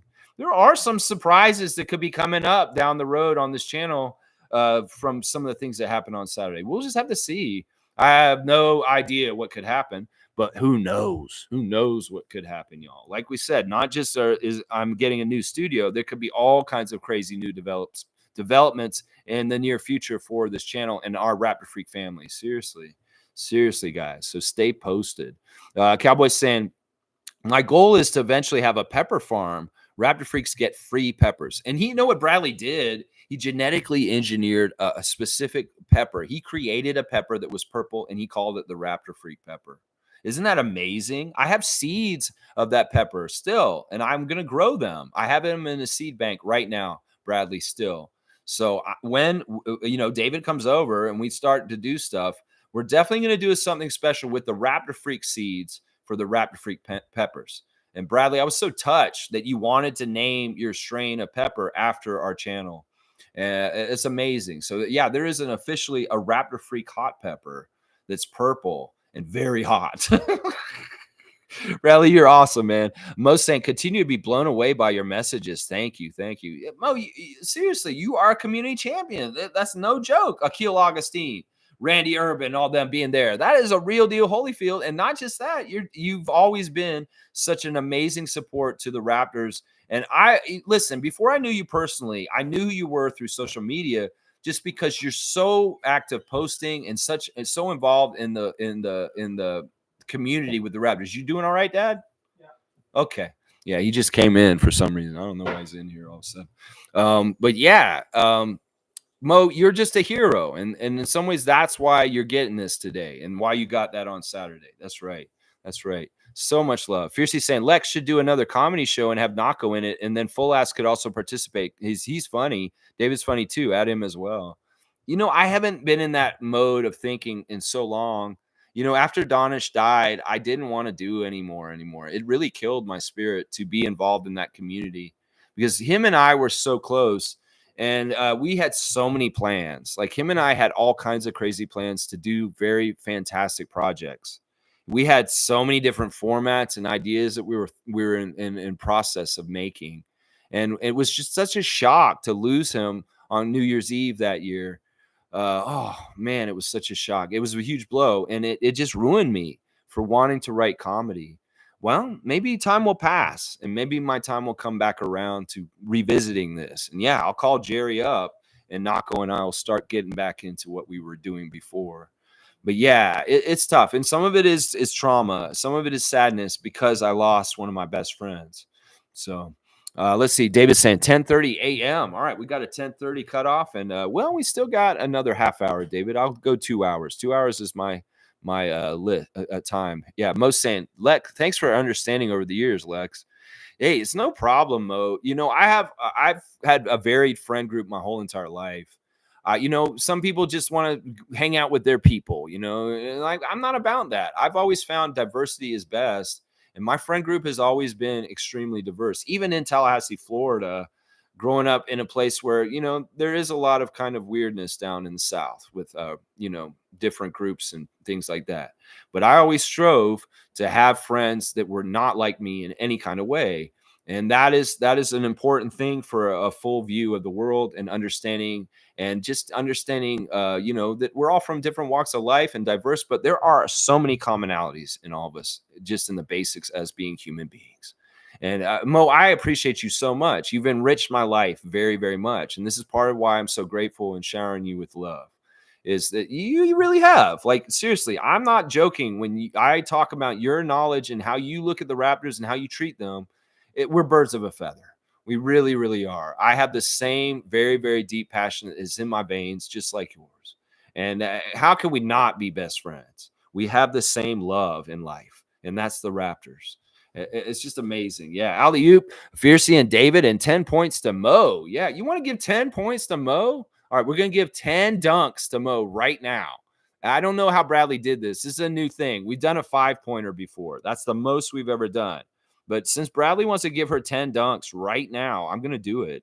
So, Mo, you're now at 72. 72 dunks for Mo for the season this year in 2024. Yeah, that's awesome. And who are the other people you wanted to give dunks to? To Fiercey and David? Yeah, I'll give a dunk to both of them also. So, David's getting another dunk. David's been racking them up today. 112. And Fiercey, you are now at, let's see where Fiercey's at. Fiercey is at 114. So they're very close to each other. Fiercey at 114, David at 112. No competitiveness there. The dunks are just the benevolence of different people, or me saying that's a witty comment. Often Cowboys just giving them out. I'm saying, okay, I'm back. All right, so you're back from walking the dog. Good stuff. All right, well, maybe on that note, we'll do the classic car of the day since Amit's back. Let's see what we got in here. Trevor J's commission classic car of the day. Y'all know the rules. Don't half-ass me. Give me the full name answer, and we'll go from there. I don't want to do that one. We've done that guy too many times recently. I'm going to pick a different card. I might do that one another time, though. Oh, this is a good one. This is a very good one. Now, Smooth's probably going to get this one, just so y'all know, because this is someone who is a former Rocket. All right, guys, full name. Write it completely out. If you're on the timer, I'll wait for a second. Here we go. Who is this on this card right here? Can you kind of see? He's in the Rockets jersey. You can see that. I think that Smooth's going to get it. It's a full name answer, guys. We need to see the full name of the answer. Who is that? This guy right here on this Topps card. I don't see any answers yet. Who's got it yet? Mr. Bean? Mr. Bean? You think that's Rowan Atkinson, Cowboy? Mr. Bean. I don't think that's Mr. Bean. Smooth got it. You knew it. Of course, that's Scott Brooks, former NBA head coach Scott Brooks. I think he still is assistant coach around the league. I want to say that he's been around like the Thunder or something like that. Yeah, that's pretty good guess, Kareem. Steve Kerr's twin. No, that is definitely Scott Brooks. Amit thought it was Alton Ford, but no, that's Scott Brooks, former coach of the Oklahoma City Thunder, I believe. Yeah, there he is, Scott Brooks. Yeah, he actually played in the league. He was a pretty good three-point shooter too, Scott Brooks. Buck Thompson. Buck Johnson. Smooth just knows. I mean, Smooth was a Rockets super fan in the 90s. So that's his old team before the Raptors. He knows his old Rockets. So in some ways, he's going to know if that's a Rocket player. That's why I knew. I said, I know Smooth's going to get this one, guys, because that's a former Rocket right there. Good job, Smooth Brown Man. All right, let's see. Here we go. Let's see. Who else are we on now? Let me make sure I get back to the right spot I'm in here. Wayne Sand. Our second unit will need quality at the point guard, front office knows. So let's see. Still questions the Dennis move, although we understand it was a salary dump. Where we go there is critical. Zach on the roster is a must. Yeah, I'd love to have Zach Edey. Yeah, the move with Thad and Dennis to Brooklyn this past season was definitely a money free up move. And in some ways, I think that Dennis wasn't in the right mix with the new guys from New York. I think that Dennis got along really good with Emmanuel and they liked each other. But in some ways, obviously, Dennis knew him battling to be the starting point guard for the Raptors was over as soon as Emmanuel quickly got traded here. So maybe in some ways, as Masai said, Dennis didn't do anything wrong while he's on our team. We may have done him wrong. Masai maybe did a solid for Dennis so that he could go somewhere else and possibly grab a starting spot like on the Nets. So, we got to understand the Raptors front office is in some ways working with people to help them out too. And, things didn't go exactly right at the beginning of the season with the nucleus with Dennis and Siakam and Anunoby. So things just had to be redone. And I don't wish any ill will to Dennis Schroeder. I love Dennis. I think he's a badass. He's misunderstood around the league. And, it is what it is. But if we could have kept him in this situation going into this next season, I would. But in some ways, I don't think he was the right fit. I think that that's one of the things they figured out. And it's not really anything to do with him. It may have more to do with Scotty's schedule and Scotty kind of building around Scotty with people that are more around Scotty's age and kind of doing things around Scotty. So I don't know for sure. I'm obviously just speculating. But it would have been nice if Dennis could have been held on to through the end of the season and could be our backup point guard. But honestly, if you ask me, Dennis at this point in his career deserves to be a starter. He's been such a fringe back and forth. You're in the league for 10 years. You acquire all that knowledge. You are a caliber player that can start in this league. Trust me. Everybody says that Dennis Schroeder can't be a starter in the NBA. You're full of it.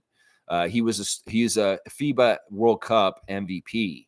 And he knows how to run a team and his knowledge, and he's such a professional at this point. He, in some ways, just as much as IQ deserves to be a starting point guard in the league, I feel like Dennis Schroeder does too. He's put in the time. He's elevated his game as a leader in a certain way that he should be that guy. And, well, there's no room here. That's why I think I think Kojo would be awesome. If we could get Corey Joseph to circle back, I don't know if he's still going to play next year. See, that's part of it. He's at a certain age where you start thinking about whether you're hanging it up. And, if Corey Joseph wants one last hurrah on the 6, and even let him wear that 6, although he can't because of Bill Russell retirement, I would say that. Plus, Monique's sister will get tickets again. So in some ways, we want to do that so that, Monique's sister can start coming to the games now and be on Corey Joseph's tickets and stuff. So, yeah, good stuff. Good stuff. Yeah. All right, let's see. Trevor's saying, I'm going to Atlanta for a couple days to see family. Okay, so you're heading to Hartsfield very soon. All right, Trevor, safe travels. We know Trevor's always jet setting all around. Just was in Japan. He's been all over the U.S. last season. And, well, we're looking forward to you coming home to Toronto at some point, Trevor, in the fall. So you keep us updated on your plans for sure. Yeah, and safe travels. And, say happy birthday to my niece in Atlanta while you're there, Trevor. Just say it in the air. Be walking down some street in Atlanta and say, happy birthday to Lex's niece. Smith saying Corey Joseph would be an ideal backup point guard. Very nice if it can happen. Well, I know it would be cheap. I know he'd enjoy playing with RJ and Kelly from Team Canada times. Of course, he's played for us already, and he has a history here. In some ways, it's like if Kyle won't come here on cheap and do it without DeMar, because they've kind of said that DeMar and Kyle do not want to come back and totally play here unless the other one's here, because that was the fun of it. Corey may be a nice substitute. And I think that in some ways, maybe he's not the most superstar point guard, but he's a very capable veteran that's wise and wily. And, that's kind of what you want in some ways at that position as a backup point guard. Somebody's going to run things right, be unselfish, and have the know-how and the knowledge of the NBA and the referees, the other players, like a Corey Joseph would. So that's kind of why I like it. He's been doing this role for people like the Pacers and the Warriors in recent years, and he's been absolutely great. He's an unsung hero. He's underrated. You could go ask Steve Kerr or Rick Carlisle about the presence of Corey Joseph on your team and what it brings. And they'd be glowing things they'd say. So Evelyn's here. Good to see Granny Evelyn making the chat this morning. We love you, Granny Swag. So nice to see you on Saturday. I was happy to drop you off on Uber Lex. That's what I've been calling it. I drive people around. It's not Uber X. It's Uber Lex. Like Adriana hires a Uber Lex driver to take her to her grandma's. So yeah, Evelyn, good morning to you and happy birthday to Mo from Evelyn too. So nice. I'm so glad you made the effort to come down. I know that it wasn't easy for you. You've been in pain with some of the things you're dealing with right now. Of course, your apartment caught fire and you have a lot going on right now with your life upside down. And the fact that you came down, Evelyn, and made an appearance, and you look so beautiful in your dress. And you know what? For all that you're going through with turmoil, Evelyn, I said this to you personally. I'll say it again. You look great. You look fantastic. You wouldn't even know that Evelyn has so much chaos in her life right now because she's just like that. She holds it together and she's a badass. And we love you, Granny Evelyn. And I hope everything that's coming up for you works out in your favor. Absolutely. That's right. Jill's saying, Alberta, conservative premiers, Lex, so water could already be privatized. I know. I don't want to even think about that, Jill. But either way, the government is supposed to help the people, and the government is in charge of the water, right? People pay a water bill. So you better fix your service, government. And don't be jerking people around like the people of Flint, Michigan have been jerked around for so long.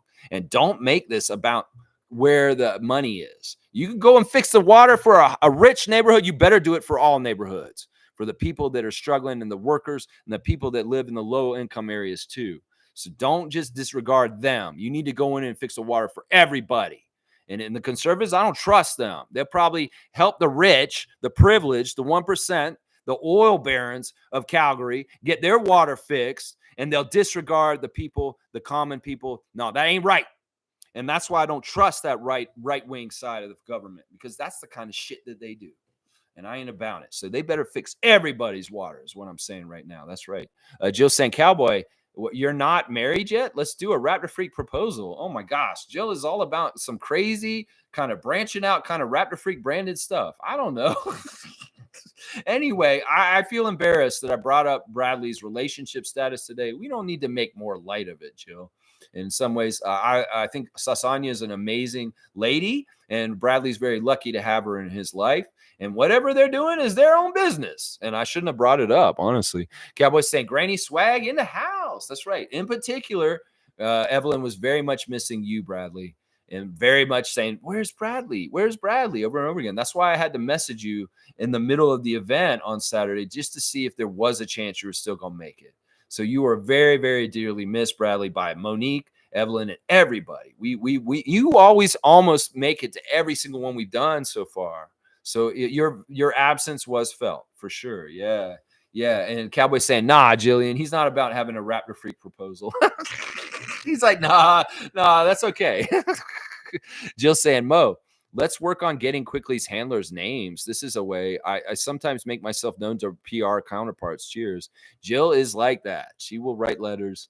Yeah, she's like that. And I appreciate her for that. She does have a background in PR, Jillian. So yeah, you know what? I have a direct line to him if he gets on Twitch, but I think trying to get him through Instagram, you might have some luck there.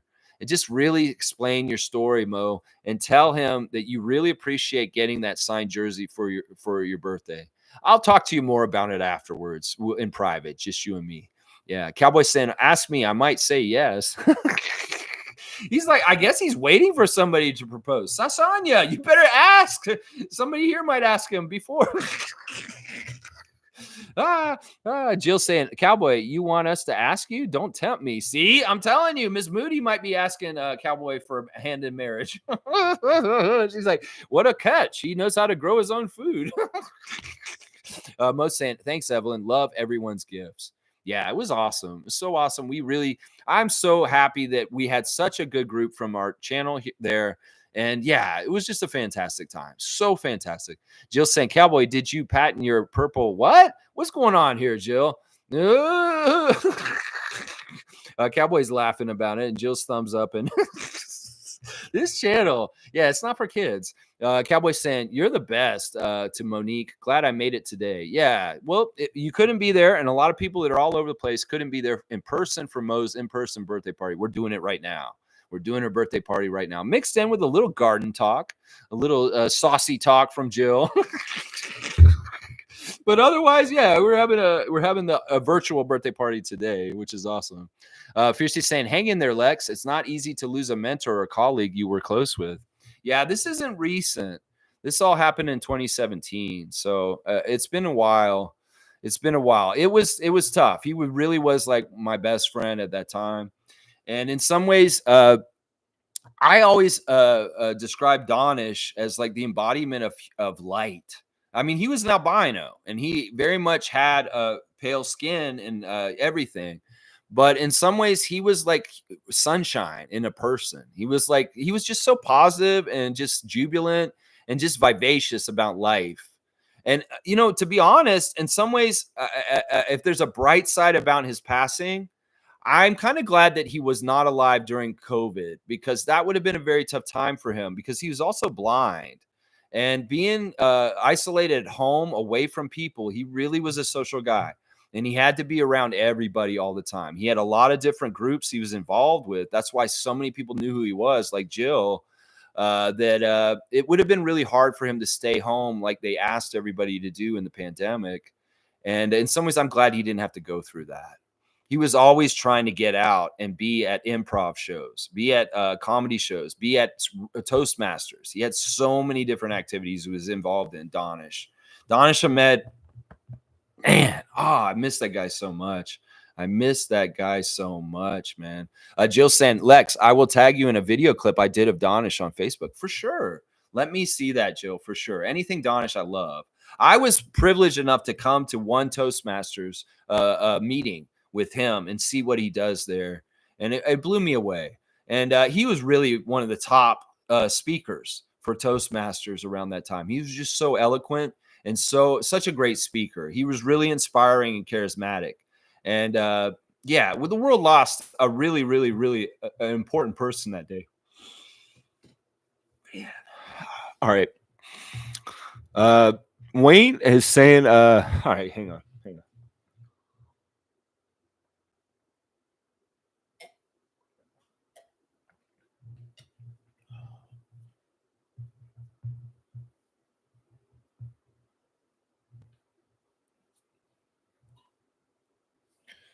Okay. Wayne's saying, lexicon, I can see myself living out in the bush. Here in Georgetown, it was a lot of country, but the need for tax dollars means more people. Grow one's own food and being able to breathe is worth it. Oh, I know. This is the trend I saw. In some ways, I hate to say this, guys, but what happened in 2020 is probably likely to happen again. Epidemiologists, virologists, scientists around the world know that, things like SARS, things like the bird flu, the swine flu, COVID, they're probably going to continue to happen. And in some ways, we need to be ready for more pandemics just in case. Now, some people, the conspiracy people, will be like, this is just a tool they're using to control us, and it's a whole ruse. It's bullshit. No, it's not. This shit is serious. And I don't know if the next one could be 10 times worse than the COVID. So we all need to be ready just in case. And for me, I love Toronto and I love being right downtown, but in some ways it freaked me out to be around a huge amount of people during that pandemic. And that was part of the reason why I came out here. I love the city. I've always loved urban life, but now in some ways I'm switching gears to rural life, partly because of what Wayne's saying, that I want to grow my own food and have more control over my life than just paying Loblaws whatever crazy price they mark up for us. And then also partly because I'm worried about possible things in the future where it could get a little crazy. So either way, I don't want to scare anybody with saying that. It's just that in some ways, the scientists are saying this won't be the last one. And, in some ways, we need to think about that. It's always good to be ahead and prepared in some ways. Is kind of how I look at it. Yeah. But I'm with Wayne on this one completely. Growing your own food. And Wayne, more power to you here in Georgetown where you're at, with what you're doing. And Georgetown, I'm gonna look that up. Are you near me, man? I gotta find out where you are, because if you're anywhere near me, man, we're gonna have to get together. Let me see where that is. Na, na, na, na, na, na, na, na, na, na. All right, let me zoom out. I'm trying to figure out where everything is. Okay, so you're over on the west side of Mississauga over there. Okay, yeah, I'm a little bit on the other side of the GTA, but who knows? I got electric sunshine now, so maybe I'll be cruising by and seeing you at some point, Wayne, in the future. We'll have to see.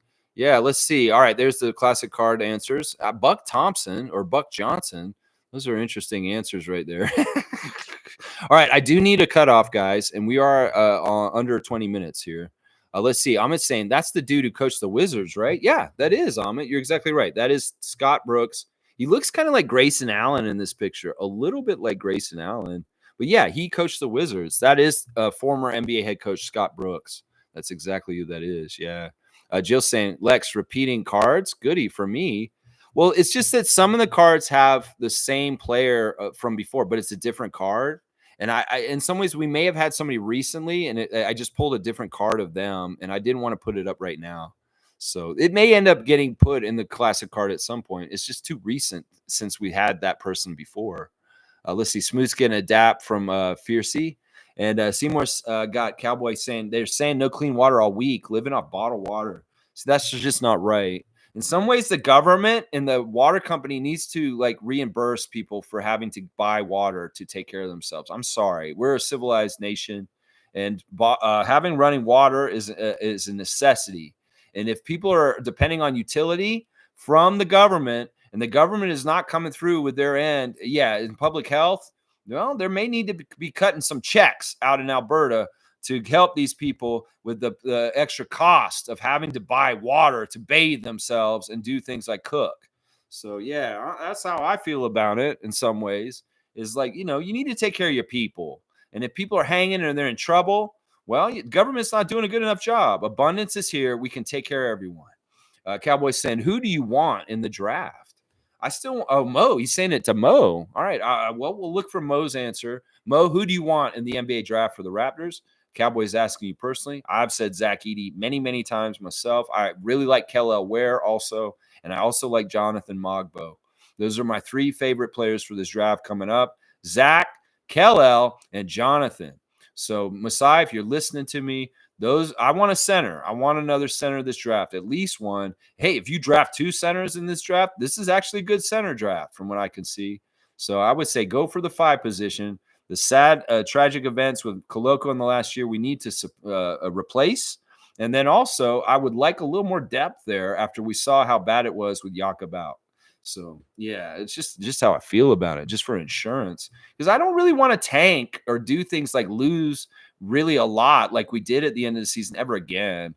I feel like we don't need to bottom out like a lot of NBA fans and some NBA journalists think is the way to do things in this league. I don't believe that's true. This league is becoming more of a league of parity. The rules that Adam Silver are changing and modifying as time goes on is making the league more even. And that means it's not really a haves and have-nots league anymore. Sure, you could be really bad and be the Wizards at the bottom. But if you're a mid-level team, and it used to be you can't really get in the stratosphere of the top. No, that's bullshit. Look at the Mavericks. Look at the Mavericks right now. They've been a mid-level team all season for the most part. And now all of a sudden they're in the finals. And that's what I'm saying. Luck, health, and good management and certain things during the year, like they did at the trade deadline, we can get you somewhere high from a mid-level position more than ever now. The stratification of the NBA teams in the past was very wide, with the Golden State Warriors stacking a super team with Kevin Durant and Steph Curry and all them. That kind of stuff is not going to happen anymore. The salary cap rules have changed. The parity's different. So anybody who thinks you have to lose so bad to get back to the top, you're crazy. You can sit in the middle and jump to the top now, just like the Dallas Mavericks are doing things right now. So it's a different strategy than before. And people that think tanking to win is it's the stupidest thing in the world. And Adam Silver don't want nobody to do it. Doesn't want anybody to do it. He punished the Mavericks for doing that last year. Yeah, he did. Yeah. Let's see. Seymour saying that, Cowboy, I hope your family's good out here. Yeah, we got hopefully Cowboys loved ones and family that are living in Alberta are okay with the water situation also. Yeah. Yeah, he's saying, Sheriff, that's BS. That's BS. Thank you for keeping their heads up. Yeah, it's BS. The water ain't right. That's right. Trevor's saying Lakers fans are saying that they want Dennis back. They said that as soon as he was gone. He's very popular in LA.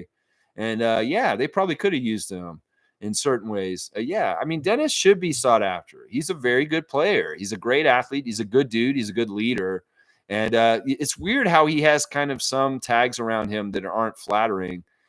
I don't get it. I get that he was a hothead, maybe talked a lot of trash when he's younger and stuff like that. But, the dude is awesome. Getting to watch him this year on the Raptors and getting to know him through Twitch and just his YouTube channel and stuff like that, you can see the caliber of a person he is, the family man, the husband, the father that he is. He's just a great person. Seymour saying, don't draft Eddie, please. Yeah, draft Eddie. Draft Zach. Do it somehow, some way, draft Zach. I'm all about that. Yeah. Seymour saying that, David, come run the province of Alberta, please. You got a garden on your balcony? Yeah. Yeah, he does. It's amazing. There's no grass. There's no lawn. He's got amazing crops growing out there. It's insane. He's got blueberries. He's got potatoes. He's got carrots. He's got all kinds of different herbs. Yeah, it's crazy. And he's got a worm farm out there even. So I can only imagine with the piece of land I got out here, the kind of possibilities of creativity that David could have. In some ways, like I said, I don't know what I'm doing. So I'll kowtow to anybody who has more knowledge than me as far as like what they think I should do, because I don't know jack shit about gardening. I wish I did, but I don't. I'm going to come to it late, and I will acquire knowledge over time. But I am a complete beginner and novice and amateur. And I need people that are a little bit more pro. And David's results that I saw at his house tell me, yeah, this guy knows what he's doing. So Smooth saying, looks like the Lakers really want to draft Edie with the 17th pick.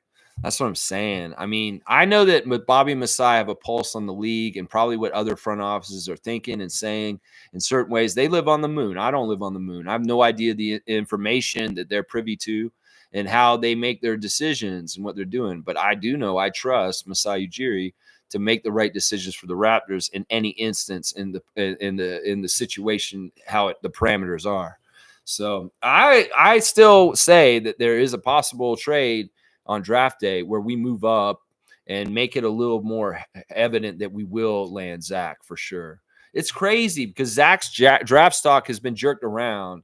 In the beginning, people were saying he's no good, and he may not even be drafted last year. And then this year, he's like, okay, is he even a first-round pick in the beginning? And now, well, the Purdue stuff, the stuff he did in the dance for March Madness, brought his stock right on up. And in some ways, people are trying to water it down and maybe keep him a secret to try and get him later in the first. Well, it's gone up, and I don't know where he is exactly projected. It is in the probably from 10 to 15 range. So, it's tough. It could be crazy. What if somebody tries to grab him in the top 10? Of course, like I said, I don't live on the moon.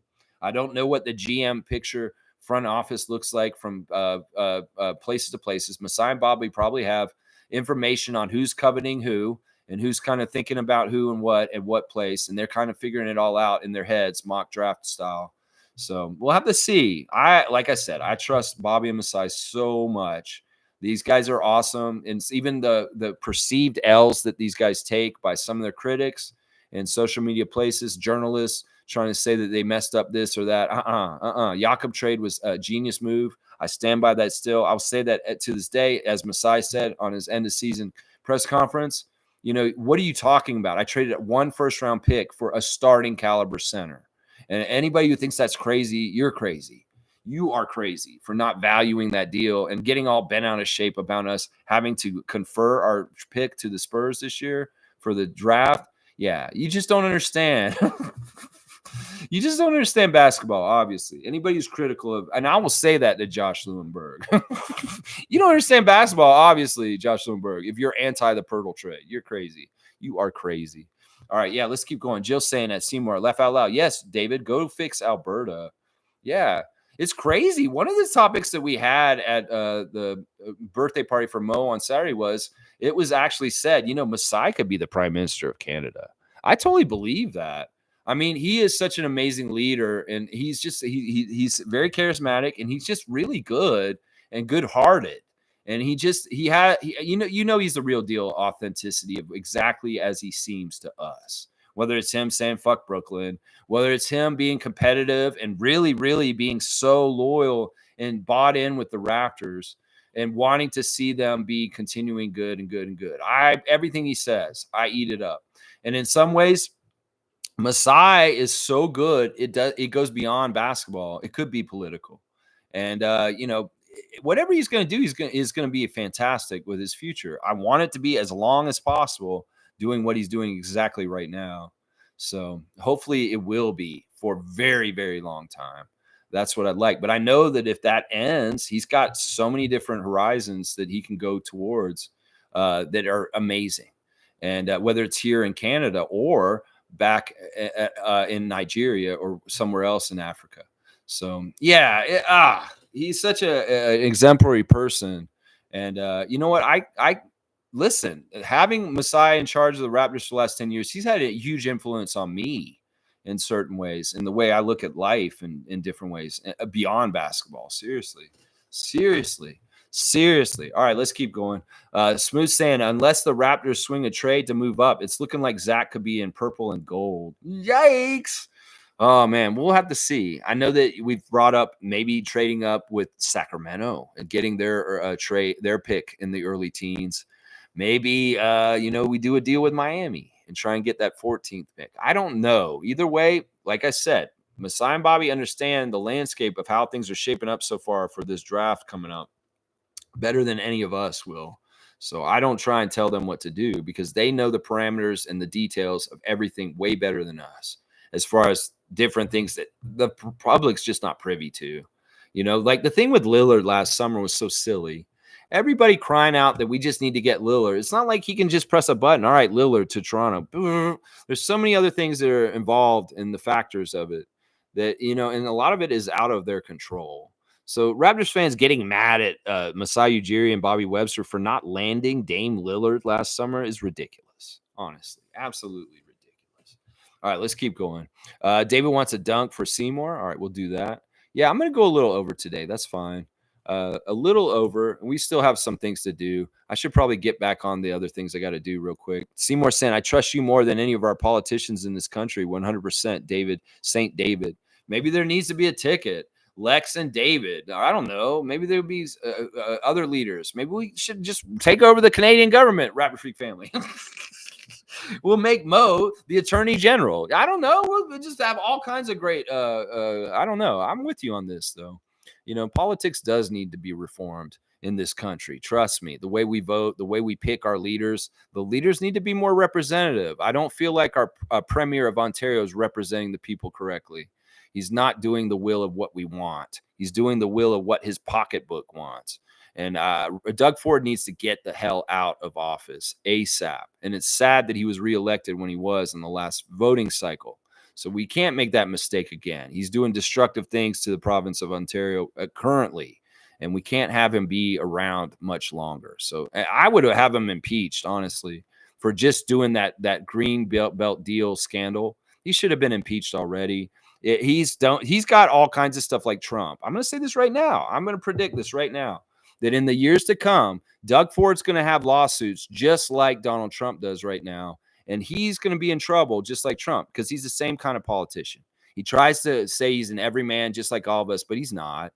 He's not. He's just like Trump. He wants to have a golden toilet. He acts like he's just like everybody, bunk a beer, but stuff. But no, he's not. He's not. He wants you to think that.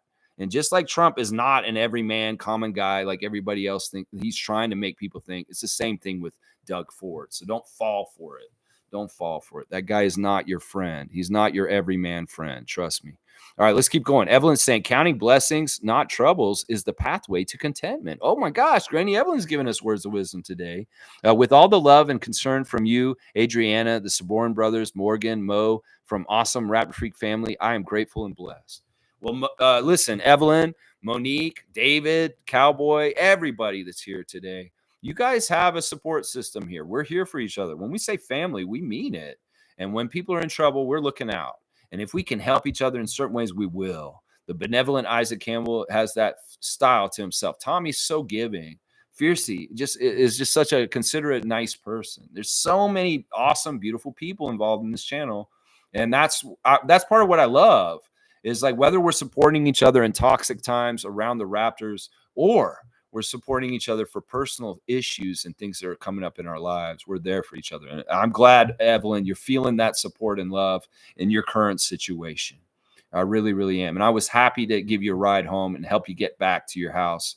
Okay. Get back to your daughter's place. Yeah. Cowboys saying Saint David, Saint David, Saint David, Saint Uncle David, Saint Uncle David. Evelyn's saying, hey, Tom and Bradley, thanks too. There you go. Evelyn's feeling the love from all over. Seymour's saying Edie in LA is scary. Yeah, I don't like the idea of that. I really don't. I think the Lakers are going to be due for a makeover. I don't think this coach is going to take their job. It's really sounding like Dan Hurley's about to reject them. I'm serious. He's weighing the options. Most people would just jump at it. But he said the other day, I really love what I'm doing here in Connecticut, and I don't know if I really want to go to LA. If I was him, I wouldn't take that job. He won't be the first coach to reject the Lakers on taking their head coaching job. But yeah, I think he's going to reject them. That's just my honest opinion of things. I may be wrong and he just took it or something like that. But I think that Hurley is going to reject the Lakers as a coach. And I also think that LeBron's not going to be on their team next year, guys. Everybody's saying that it's just a given that LeBron's going to be back with Bronny. I don't think that's true. I think that it could very much LeBron's leaving the Lakers this summer, guys. He is straight up a free agent, and it may not be bad for the Lakers, honestly. It may be actually very good for them if he leaves. Let's see. Cowboys saying, love you, Granny Swag. And Davis giving love eyes to Evelyn. And Fierce is saying, it's okay, Lex. We're with you, Raptor Freak family. Yeah. Listen, I had some sad moments today for sure, thinking about my friend. Smooth saying at Seymour, Pape, Toronto has to move up if Zach is their man. Lakers want him bad. Yeah, this is what I'm saying, and I'm sure that Bobby and Masai understand this. Now, we're assuming a lot here. It could be that Bobby and Masai, even though they worked out Zach last week, that they're not strongly considering getting him and that he isn't part of their plans. Just because we want, Team Canada, he's from Toronto, he would love to play here, it's a great fit, doesn't necessarily mean this is in the designs of Ujiri and Webster. So we have to be ready as fans to go with the flow of what they deem is the right thing for our team. And that's part of the problem is the fans get so set on something like Jalen Suggs. When it doesn't happen, they get all mad and bent out of shape. This has been the history of the Raptors since the beginning. Ed O'Bannon. And then they call out Damon Stoudemire, and everybody's getting all bent out of shape. Now, let's not do this. Zach Edey is definitely somebody we covet and we'd love to have in a Raptors jersey. But if it doesn't happen, we can't blame the front office for not making it happen. They may have a whole other plan that they have in mind instead. And once again, the Masai has such a great track record. I'm not going to go against somebody like who picked Pascal Siakam and got Pascal Siakam to where he is in the NBA at this point. No, I'm not going to go against that. I'm not going to go against somebody who had the ability to allow the career path of Fred VanVleet to happen. No, I'm not going to go against that. The astuteness and the master scout that Masai Ujiri was when he first started working for the NBA is still there. Still there. Yeah, let's keep going. Jill's saying, Lex, the video clip was at Toastmasters. Maybe we already met. It could be very well that you were at that event that I was with Donish at that day. Yeah, it could very well be that. Sure. Were you in Toronto? That's the thing. Cowboys saying, hope you don't tear up at me and Miss Moody's wedding. I probably would if that happened. If there's any kind of Raptor Freak wedding, of course, I would say, oh my gosh. Yeah, but you don't want to do that, right, Cowboy? Have it be something else. Maybe you want to have it Raptors themed, I guess. I don't know. Seymour saying he fits LA. All them bricks shooters at Edie will feast on the boards. Seymour. All right, I'll give you a dunk. On that one. That's kind of mean, but yeah, 65 dunks for Seymour Pape. Let's see. And David's laughing at it. He likes it too. Trevor's saying, I'm growing my own vegetables in my backyard in Florida. Yeah, the climate zone's different down there. Of course, I'm in 5B here in Ontario, and I think down there is like climate zone 9, where you can grow so much stuff. And the growing season's so much more wide open, Trevor. But you have to worry about the heat, and you really have to water your plants down there. I know that's the difference with gardening in Florida and Ontario. Cowboys saying, I agree, Sheriff. You would learn a lot off of Jakob and Kelly and Darko. Yeah, I mean, I've always thought that this was the plan in the classic NBA roster structure. I said it before. You have your primetime player like Jakob Poeltl, who's in the prime of their career, and really is on top of their game, and has some really good basketball in the years to come.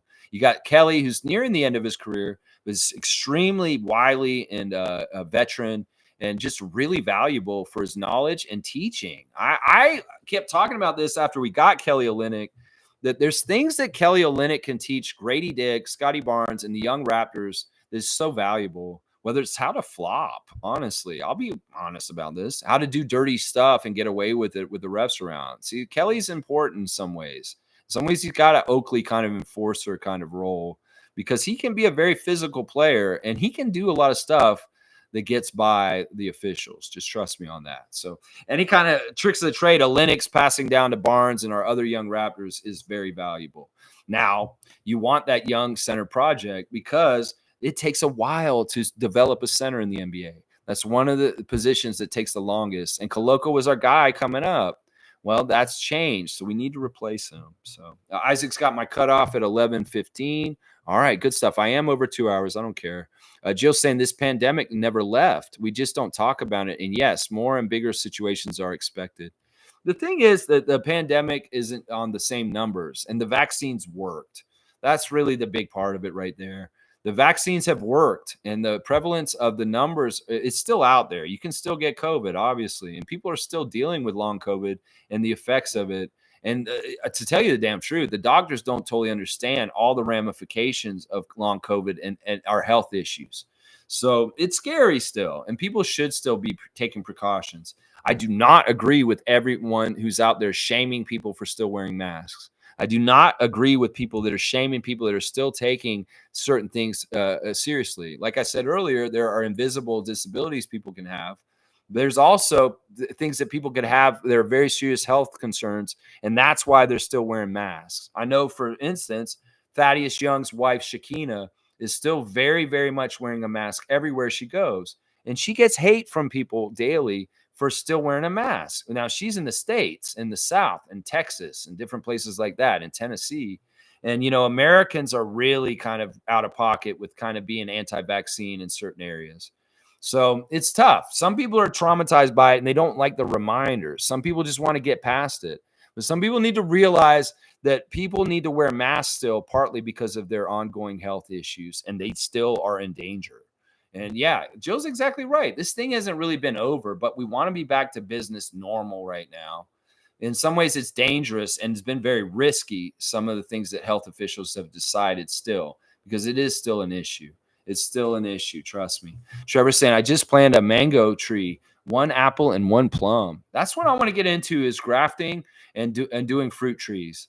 And I hope David has some experience with that. That's definitely something that we're going to be trying to do. I know Cowboy may have some experience with that. So between everybody in the Brain Trust who can be around to help me here, I would greatly appreciate it.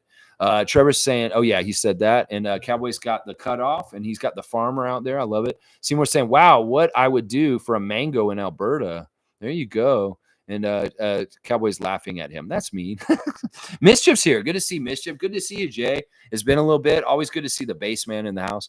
Hey, Lex, did you hear of draft prospect Juan Nunez? He's the second best point guard at 7.7 assists per game in the draft. He would be my 31st pick. All right. You want me to do a scout? I'll do it. Even though I'm over time, I don't care. I believe I know who Juan Nunez is from FIBA World Cup. Doesn't he play for one of the teams in the world? I believe I've seen his name. Yeah, he plays for Spain. I remember him. Okay, yeah, Juan is I remember him playing with the Spain team and the Hernan Gomez brothers. Okay, so he's 20 years old. He's from Madrid. He's 6'4". He's 190 pounds, and he's played for Real Madrid for a couple years. Let's see. He is a Spanish league champion. Yep, and he has won some stuff with the Spain team Spain also. All right, let me look at him. I've actually seen him before though, which is interesting because, like I said, I saw him at FIBA World Cup last year, and I kind of remember him. Let's see, because I can remember calling it out. I forget. I think I had a nickname for him. I think I was calling him something like a Spanish something. All right, let's see. Which one's the short highlight? Let's give the highlights for the draft highlights, maybe. We'll do that one, the second one there. Looking at Juan Nunez. on a Raptor Freak Instant Scout. Okay, there he just went right down the lane. Nobody stopped him. That's too easy. That's not a very good thing to scout. Okay, there's a pretty far out three. He takes a shot. He does look pretty tall for a point guard, which is great. I mean, 6'4" is an average point guard height, but for some reason he looks longer limbed and taller for some reason. I like that little hezzy, and then went around, and then he went up over the center and laid it up over him with a light touch. That shows touch, and it also shows that he's daring to go up against the tallest player on the other team and get it right up over him, just out of his reach. That's very good. There's another floater in the lane. So this guy likes to throw floaters, drive into the lane, and he does have a very nice touch. Now, I'd like to see an assist if we have any here, since he's a point guard and you're touting him as a great assist man, Mischief. But most of this is just him laying the ball up, a couple of threes here and there.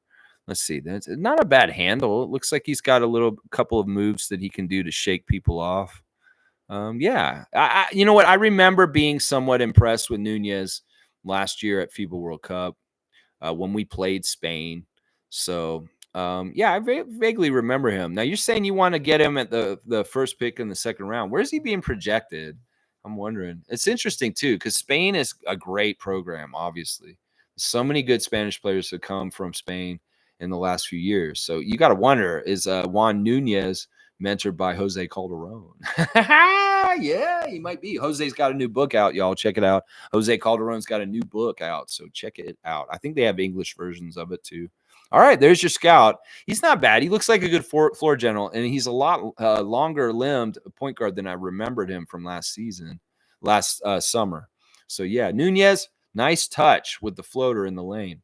Let's see. Jill saying, Seymour, there are mangoes in Alberta, West Indian, and some Asians like Filipino and maybe Thai and Latin American stores. I'll double check with my aunt. She lives downtown on Oakmore. There you go. Look at Jill. She's trying to help out him for getting some mangoes. And Jill saying, can someone please reassure me in reference to Raptors' chances of Zach Edey?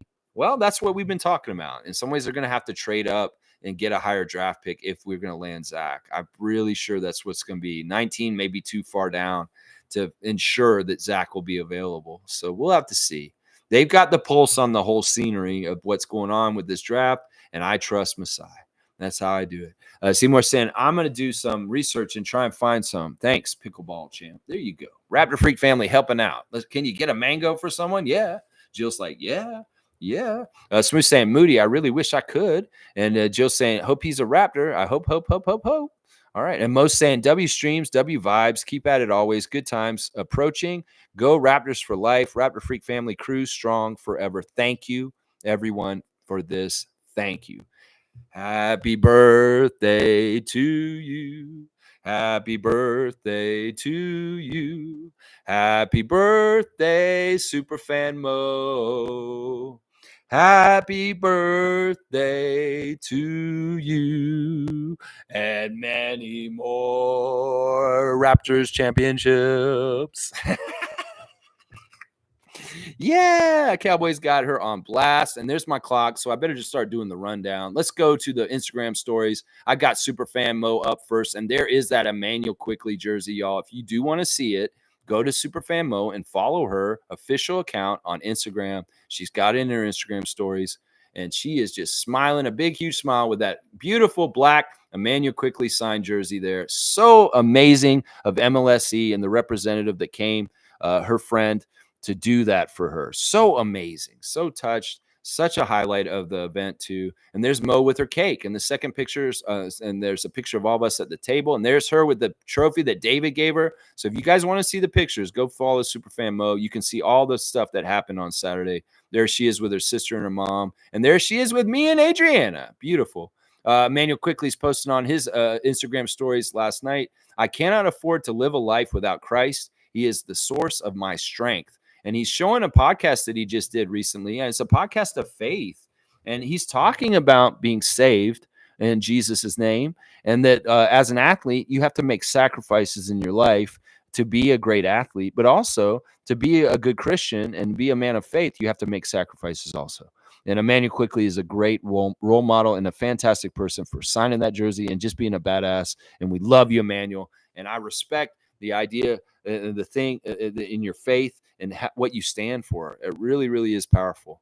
Yeah, and there he is in Milan. We see Emmanuel in Milan. He's got a glass on the table, and it looks like a very, very fancy restaurant. So Emmanuel has checked in Milan, Italy, where he currently is right now. Christian Coloco has an awesome picture of him, and it looks like some of his family, looks like maybe sisters or cousins. And of course, Christian is over in Cameroon right now, spending time with his family this offseason. I just wish you the best things, Christian. Oh my gosh. I just want you to get cleared. And I hope that you come back to the Raptors, but I understand that it's ambiguous and we've lost your rights. I still think something screwy happened there.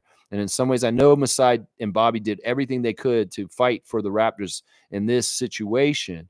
But the NBA, if they did something screwy and we are going to lose your rights somehow, some way, that's not right because we spent a draft pick on him.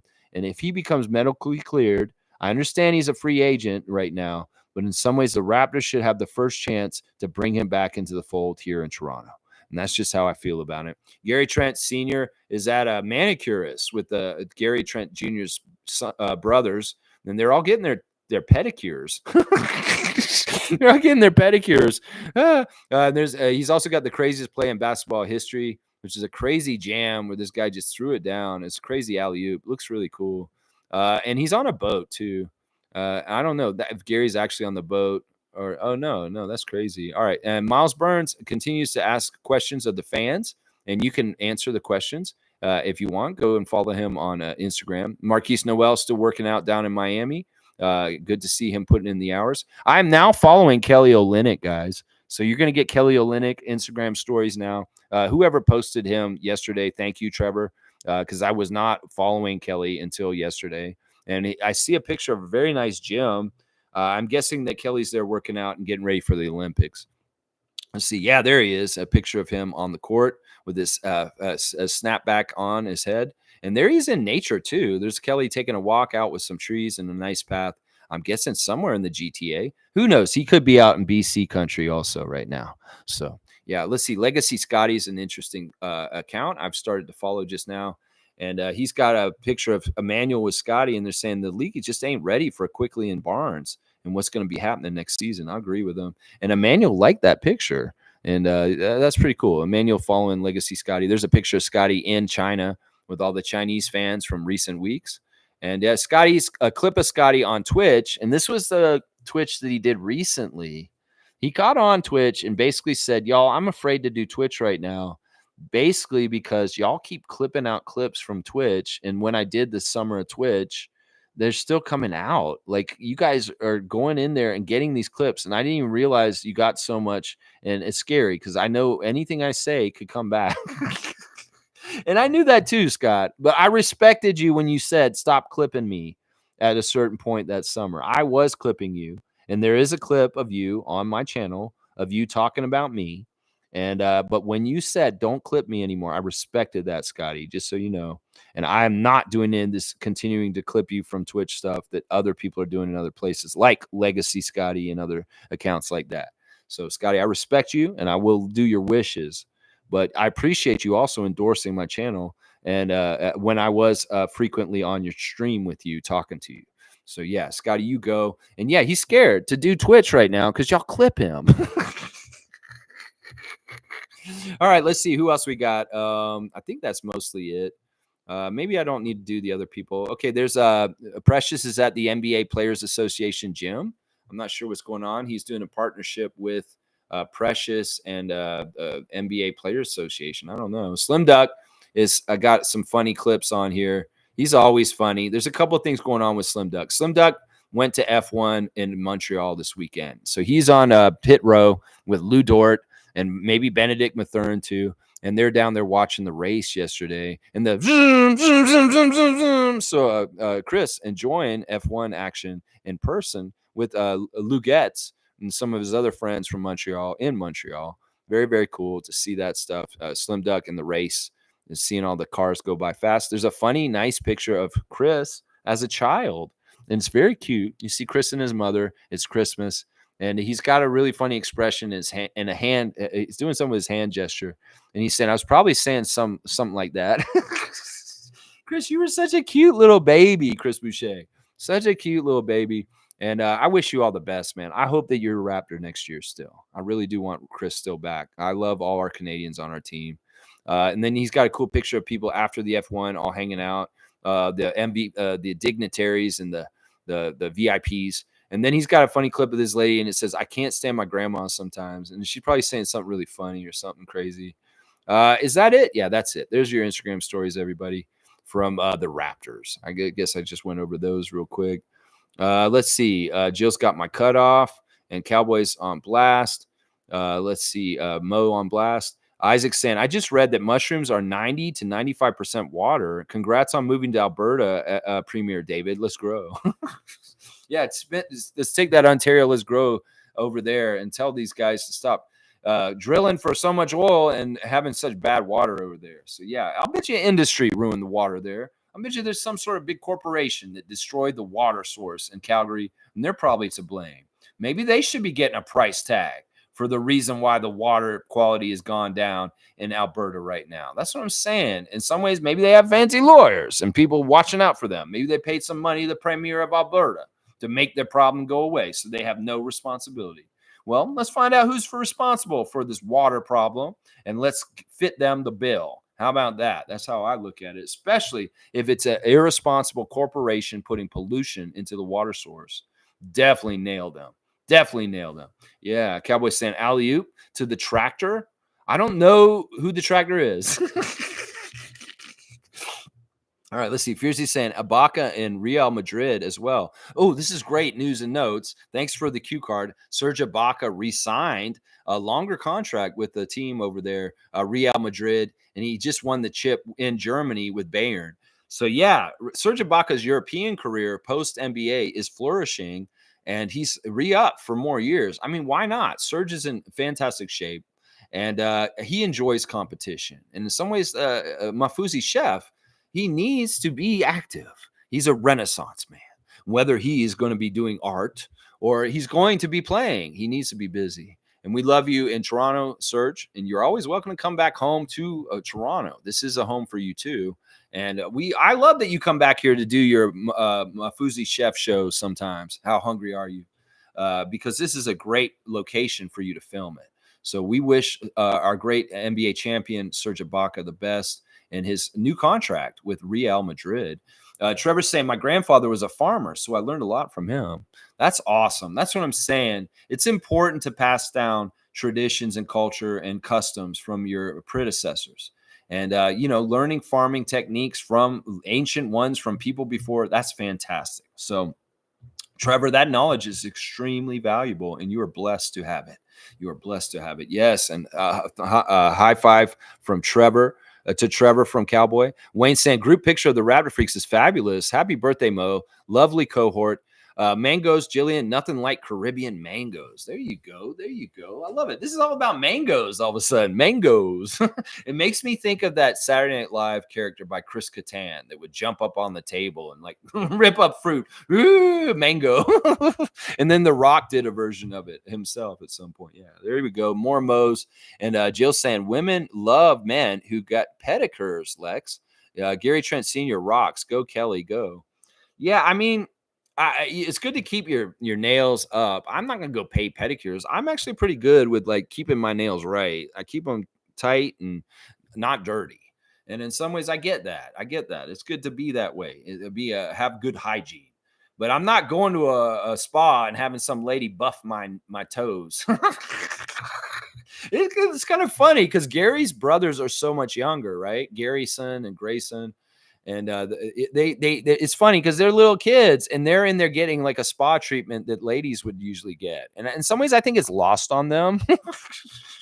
Like Gary Trent Sr., I know you get a lot out of a pedicure, but are your sons really getting a lot out of it? Because it seems like they're just on the Game Boy playing and those ladies are working on their toes.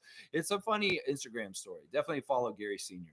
Yeah, Jill saying Slim Duck is not on here. Yeah, we don't have his face on the chat right now, but Tom is constantly rotating our emoticon faces as the producer of this channel, and he will come in and add them.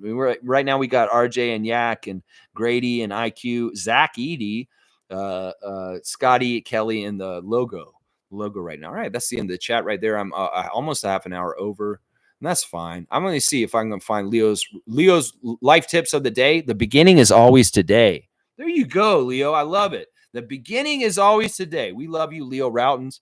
Leo, a voice of the Raptors who taught Canada basketball. We value you so much, Leo. And I appreciate your life tips. And if you get mad at me for reading your life tips on here as one of my segments, I will stop doing it if you don't want me to do this. But I just want to amplify your voice, my guy. That's all. Being one of my Baltic brothers, Leo Routens. That's right. Holding it down for Estonia, Latvia, and Lithuania, Mr. Leo and myself. That's right. The beginning is always today, and don't delay. You could start it if you're worried. Oh, I should have started planting those fruit trees 20 years ago and I have the fruit now. Well, do it today. The second best time is to do it today. So the beginning is always today. There you go. As always, guys, check out the community tab on this channel. I'm posting the 5-year anniversary clips of our championship year, and you can see all kinds of goofy, funny stuff there. It is very, very good, funny stuff. The Mavericks lost last night, game 2, 2-0 lead for the Boston Celtics in the finals. It's just how it's going to go. That's just how it is. I would like to say condolences to Chet Walker's family. Former NBA Hall of Fame forward Chet Walker passed away at 84 recently. Birthdays for today. Once again, Svi Mahalik and the superfan Monique Lawrence, the greatest. Those are the birthdays for today. All right, y'all. Let me wrap it up right now. Real quick. Yeah, Trevor's saying women love men who can cook and who can keep their nails done. There you go. And Jill's saying, write a Raptor Freak script. What do you mean? Like, I don't understand that. I don't understand that request completely. I write a Raptor Freak script out of my head every day, and it comes right out my mouth immediately every single day. And today is for 2 hours and 24 minutes right now. The script is immediate and no filter. Although I am starting to build a little bit of a filter in certain ways on what I'm doing here right now. David's saying, have a good day, Raptor Freak family. Dap, right back at you, Saint David. Saint David came through, and Monique had a fantastic birthday. I am so appreciative of everybody who came to the party, the Raptor Freak family, and the dignitaries from MLSC that were there also. It was fantastic to make contact with you and meet you.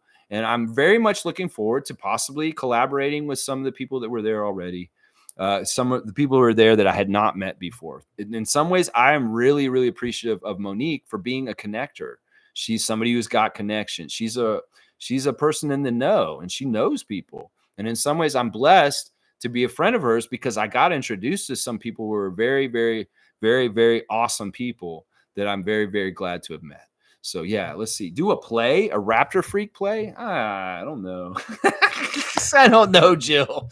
In some ways, I'm not in the mindset of writing comedy like I used to be. I'd have to start practicing up again and start getting back into that realm. And in some ways, my realm is what we're doing here. And it may be too much work for me right now. There's a lot on my plate right now. But who knows, Jill? Maybe I will revive some of my comedy writing career at some point. Who knows? Anything's possible. All right, y'all. Thanks for watching me today. Tomorrow, trivia. It's the finals. It is just like the NBA finals. It is intense. It's competitive. It is tough.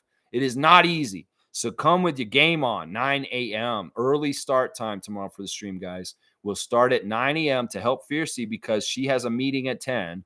And so we need to have a best competition of possible between Fiercey and Amit in this final week of the finals weeks of our championship for our trivia. So 9 a.m. If you don't want to miss the questions, and I'm encouraging everyone to play their best because I do want some people to pass Iceman like Gervin, and I want it to be as competitive as possible. Do not make it a one-on-one matchup. Everybody should be playing the way they've been playing all season long because that is the environment that we've been playing in and they're used to. That everybody can answer in some ways. There you go. Jill's got Messiah on blast. I love it. And there's a little bit of Scotty in there too. All right, let's go, Raptors. Please like, comment, subscribe, and share. And if you feel like it, join. You can join the Raptor Freak family without joining as a member. Just being here and your presence is enough. You don't have to even comment. If you're watching me regularly after I'm done, I appreciate you. And you are just as much a Raptor Freak, even if I don't know you exist. Because you put in the time and you care about the Raptors enough to listen to me, yeah, you're a real one. And also, I would say, if you're not watching me live while I'm on, like right now, watch me at 1.5 speed. I'm really, really informative, and the time goes by way, way fast. I know my stream times are very daunting, But to newer viewers, I would recommend that. If you're not going to watch me live, you can watch me fast and you'll catch everything just as fast. All right, guys. And Fierce is going to say, last comment. I know and understand why you were creative with these mascot matchup stories. Yeah. Well, yeah, I've got certain resume from my past that is really big part of how this channel is the way it is. Whether it's my radio DJ hours on FM radio in Florida for like 10 years, whether it's my comedy writing training at Second City and my performance training going to Second City and learning from people like Tony Rosado and Ashley Botting and Kevin Whalen and Paul Bates and so many great comedians, that I've learned from in the past at Second City that I got to meet and taught me. So there's a lot of training I've gone through, and in some ways, my life has been training for this all along. As a Florida kid who loved the NBA from Toronto, who never got into hockey, and was always basketball first. So yeah, all right. Let's see. Fiercey's going to go to sleep at 9 p.m. to be ready. Get those 12 hours. Cowboy said, "Have a great day and happy birthday to Mo." That's the big message today. Mo, I hope that you and Jackie have a fantastic rest of the day and that it's just full of smiles, family, fun, and laughter. How about that? Let's go, Raptors. Let's go, Raptors freaks, and let's go, Superfan Mo. Let's go.